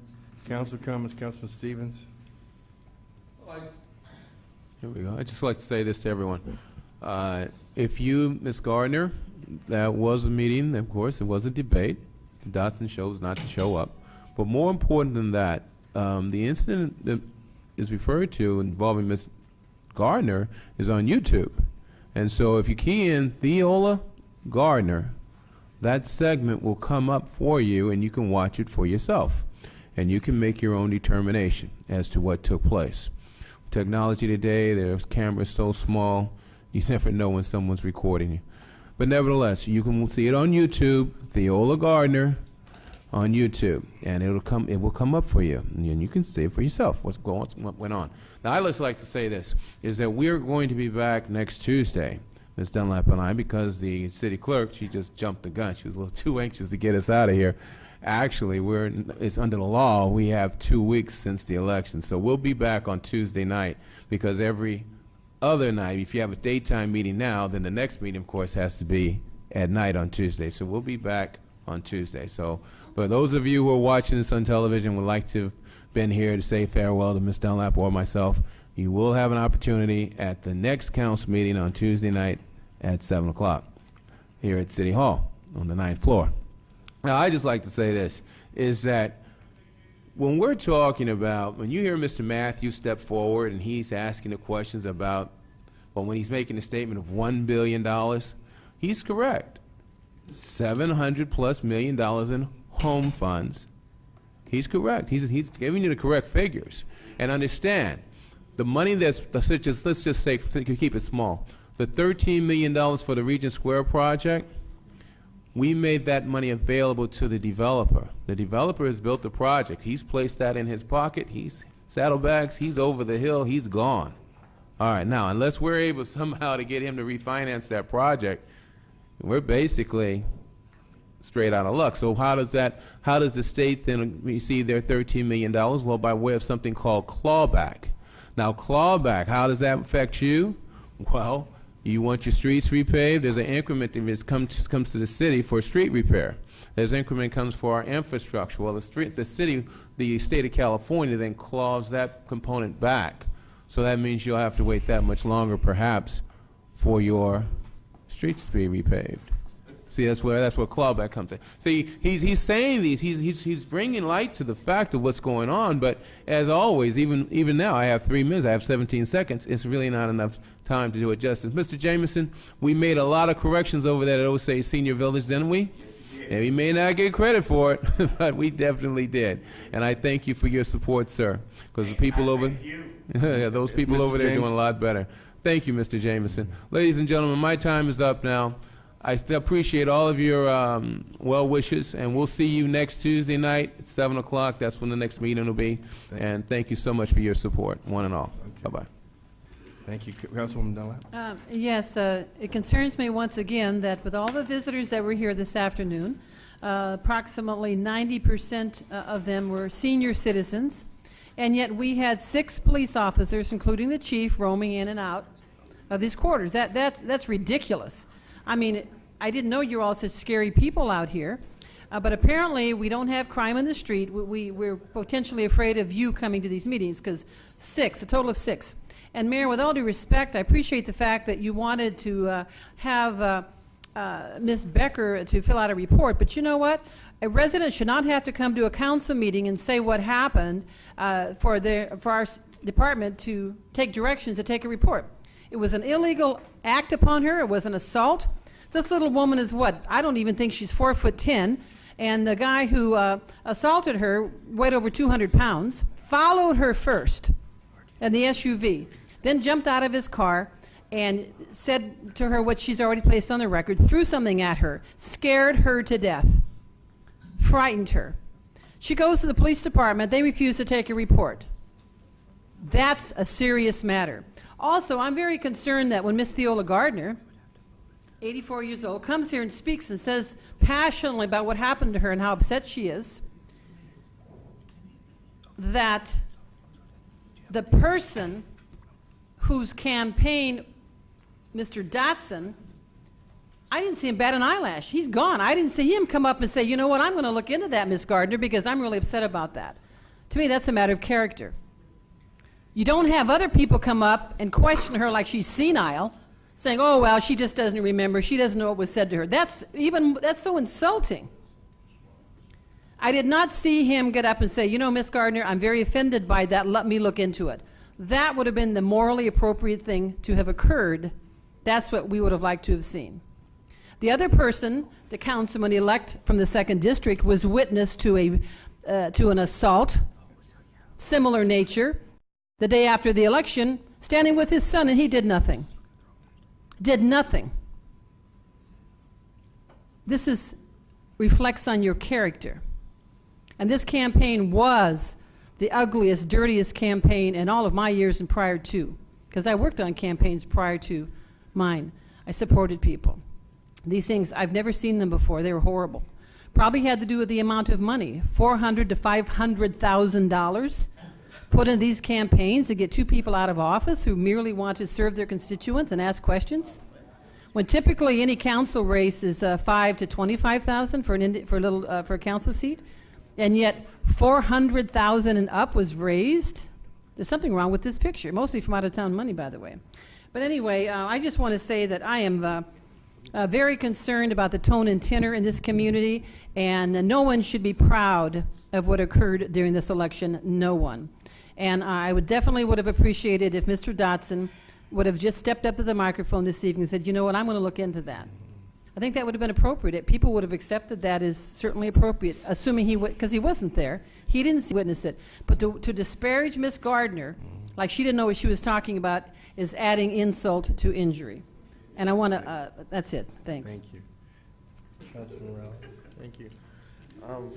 You know, I've been here 10 years, and there hasn't been a nice election where everybody comes up after the election and says how nice everybody was to each other. It's never happened since I've been here. The political process is not a perfect process, you know, but the one thing that it is extremely emotional. Extremely emotional process because candidates get involved. Their lives are stopped for a good 6 months when they're working really hard. So, you know, certain things are said, unfortunately, throughout an election. You see it on TV, not only in the city of Inglewood, but all the way from a governor's race, a city race, a state race, on down, you know, even by our president's election. So those things are part of what the unfortunate part of a campaign is. But at the end, I also haven't been here where the people get it wrong. I just haven't seen that yet. You know, the results are a product of a campaign, but at the end of the day, there's plenty of people who give great thought into their vote, and they usually get it right. So in regards to what happened to any particular incident that is deemed to have been, you know, some sort of crime, is, you know, the truth will come out. So like, only time will tell. But you know, I look forward to the city moving forward as it always does after every election. So, thank you. Councilman Franklin. Yes, thank you, Mayor. Moving into a different direction, I want to thank Sabrina Barnes and her staff for conducting the early childhood education program for preschool graduation, celebrating the 50-plus years, as you've heard City Clerk Yvonne Horton mention. There was 34 boys and girls that was in the commencement exercise as they proceeded to sing their song, If You're Happy and You Know It. And Mary Rosanne was the facilitator, mistress of ceremonies, and made it happen. And she clearly gave the accolades to not only the teachers and the previous teachers, but the parents, friends, and family as well. So it was well attended, and it was great attendance for that event.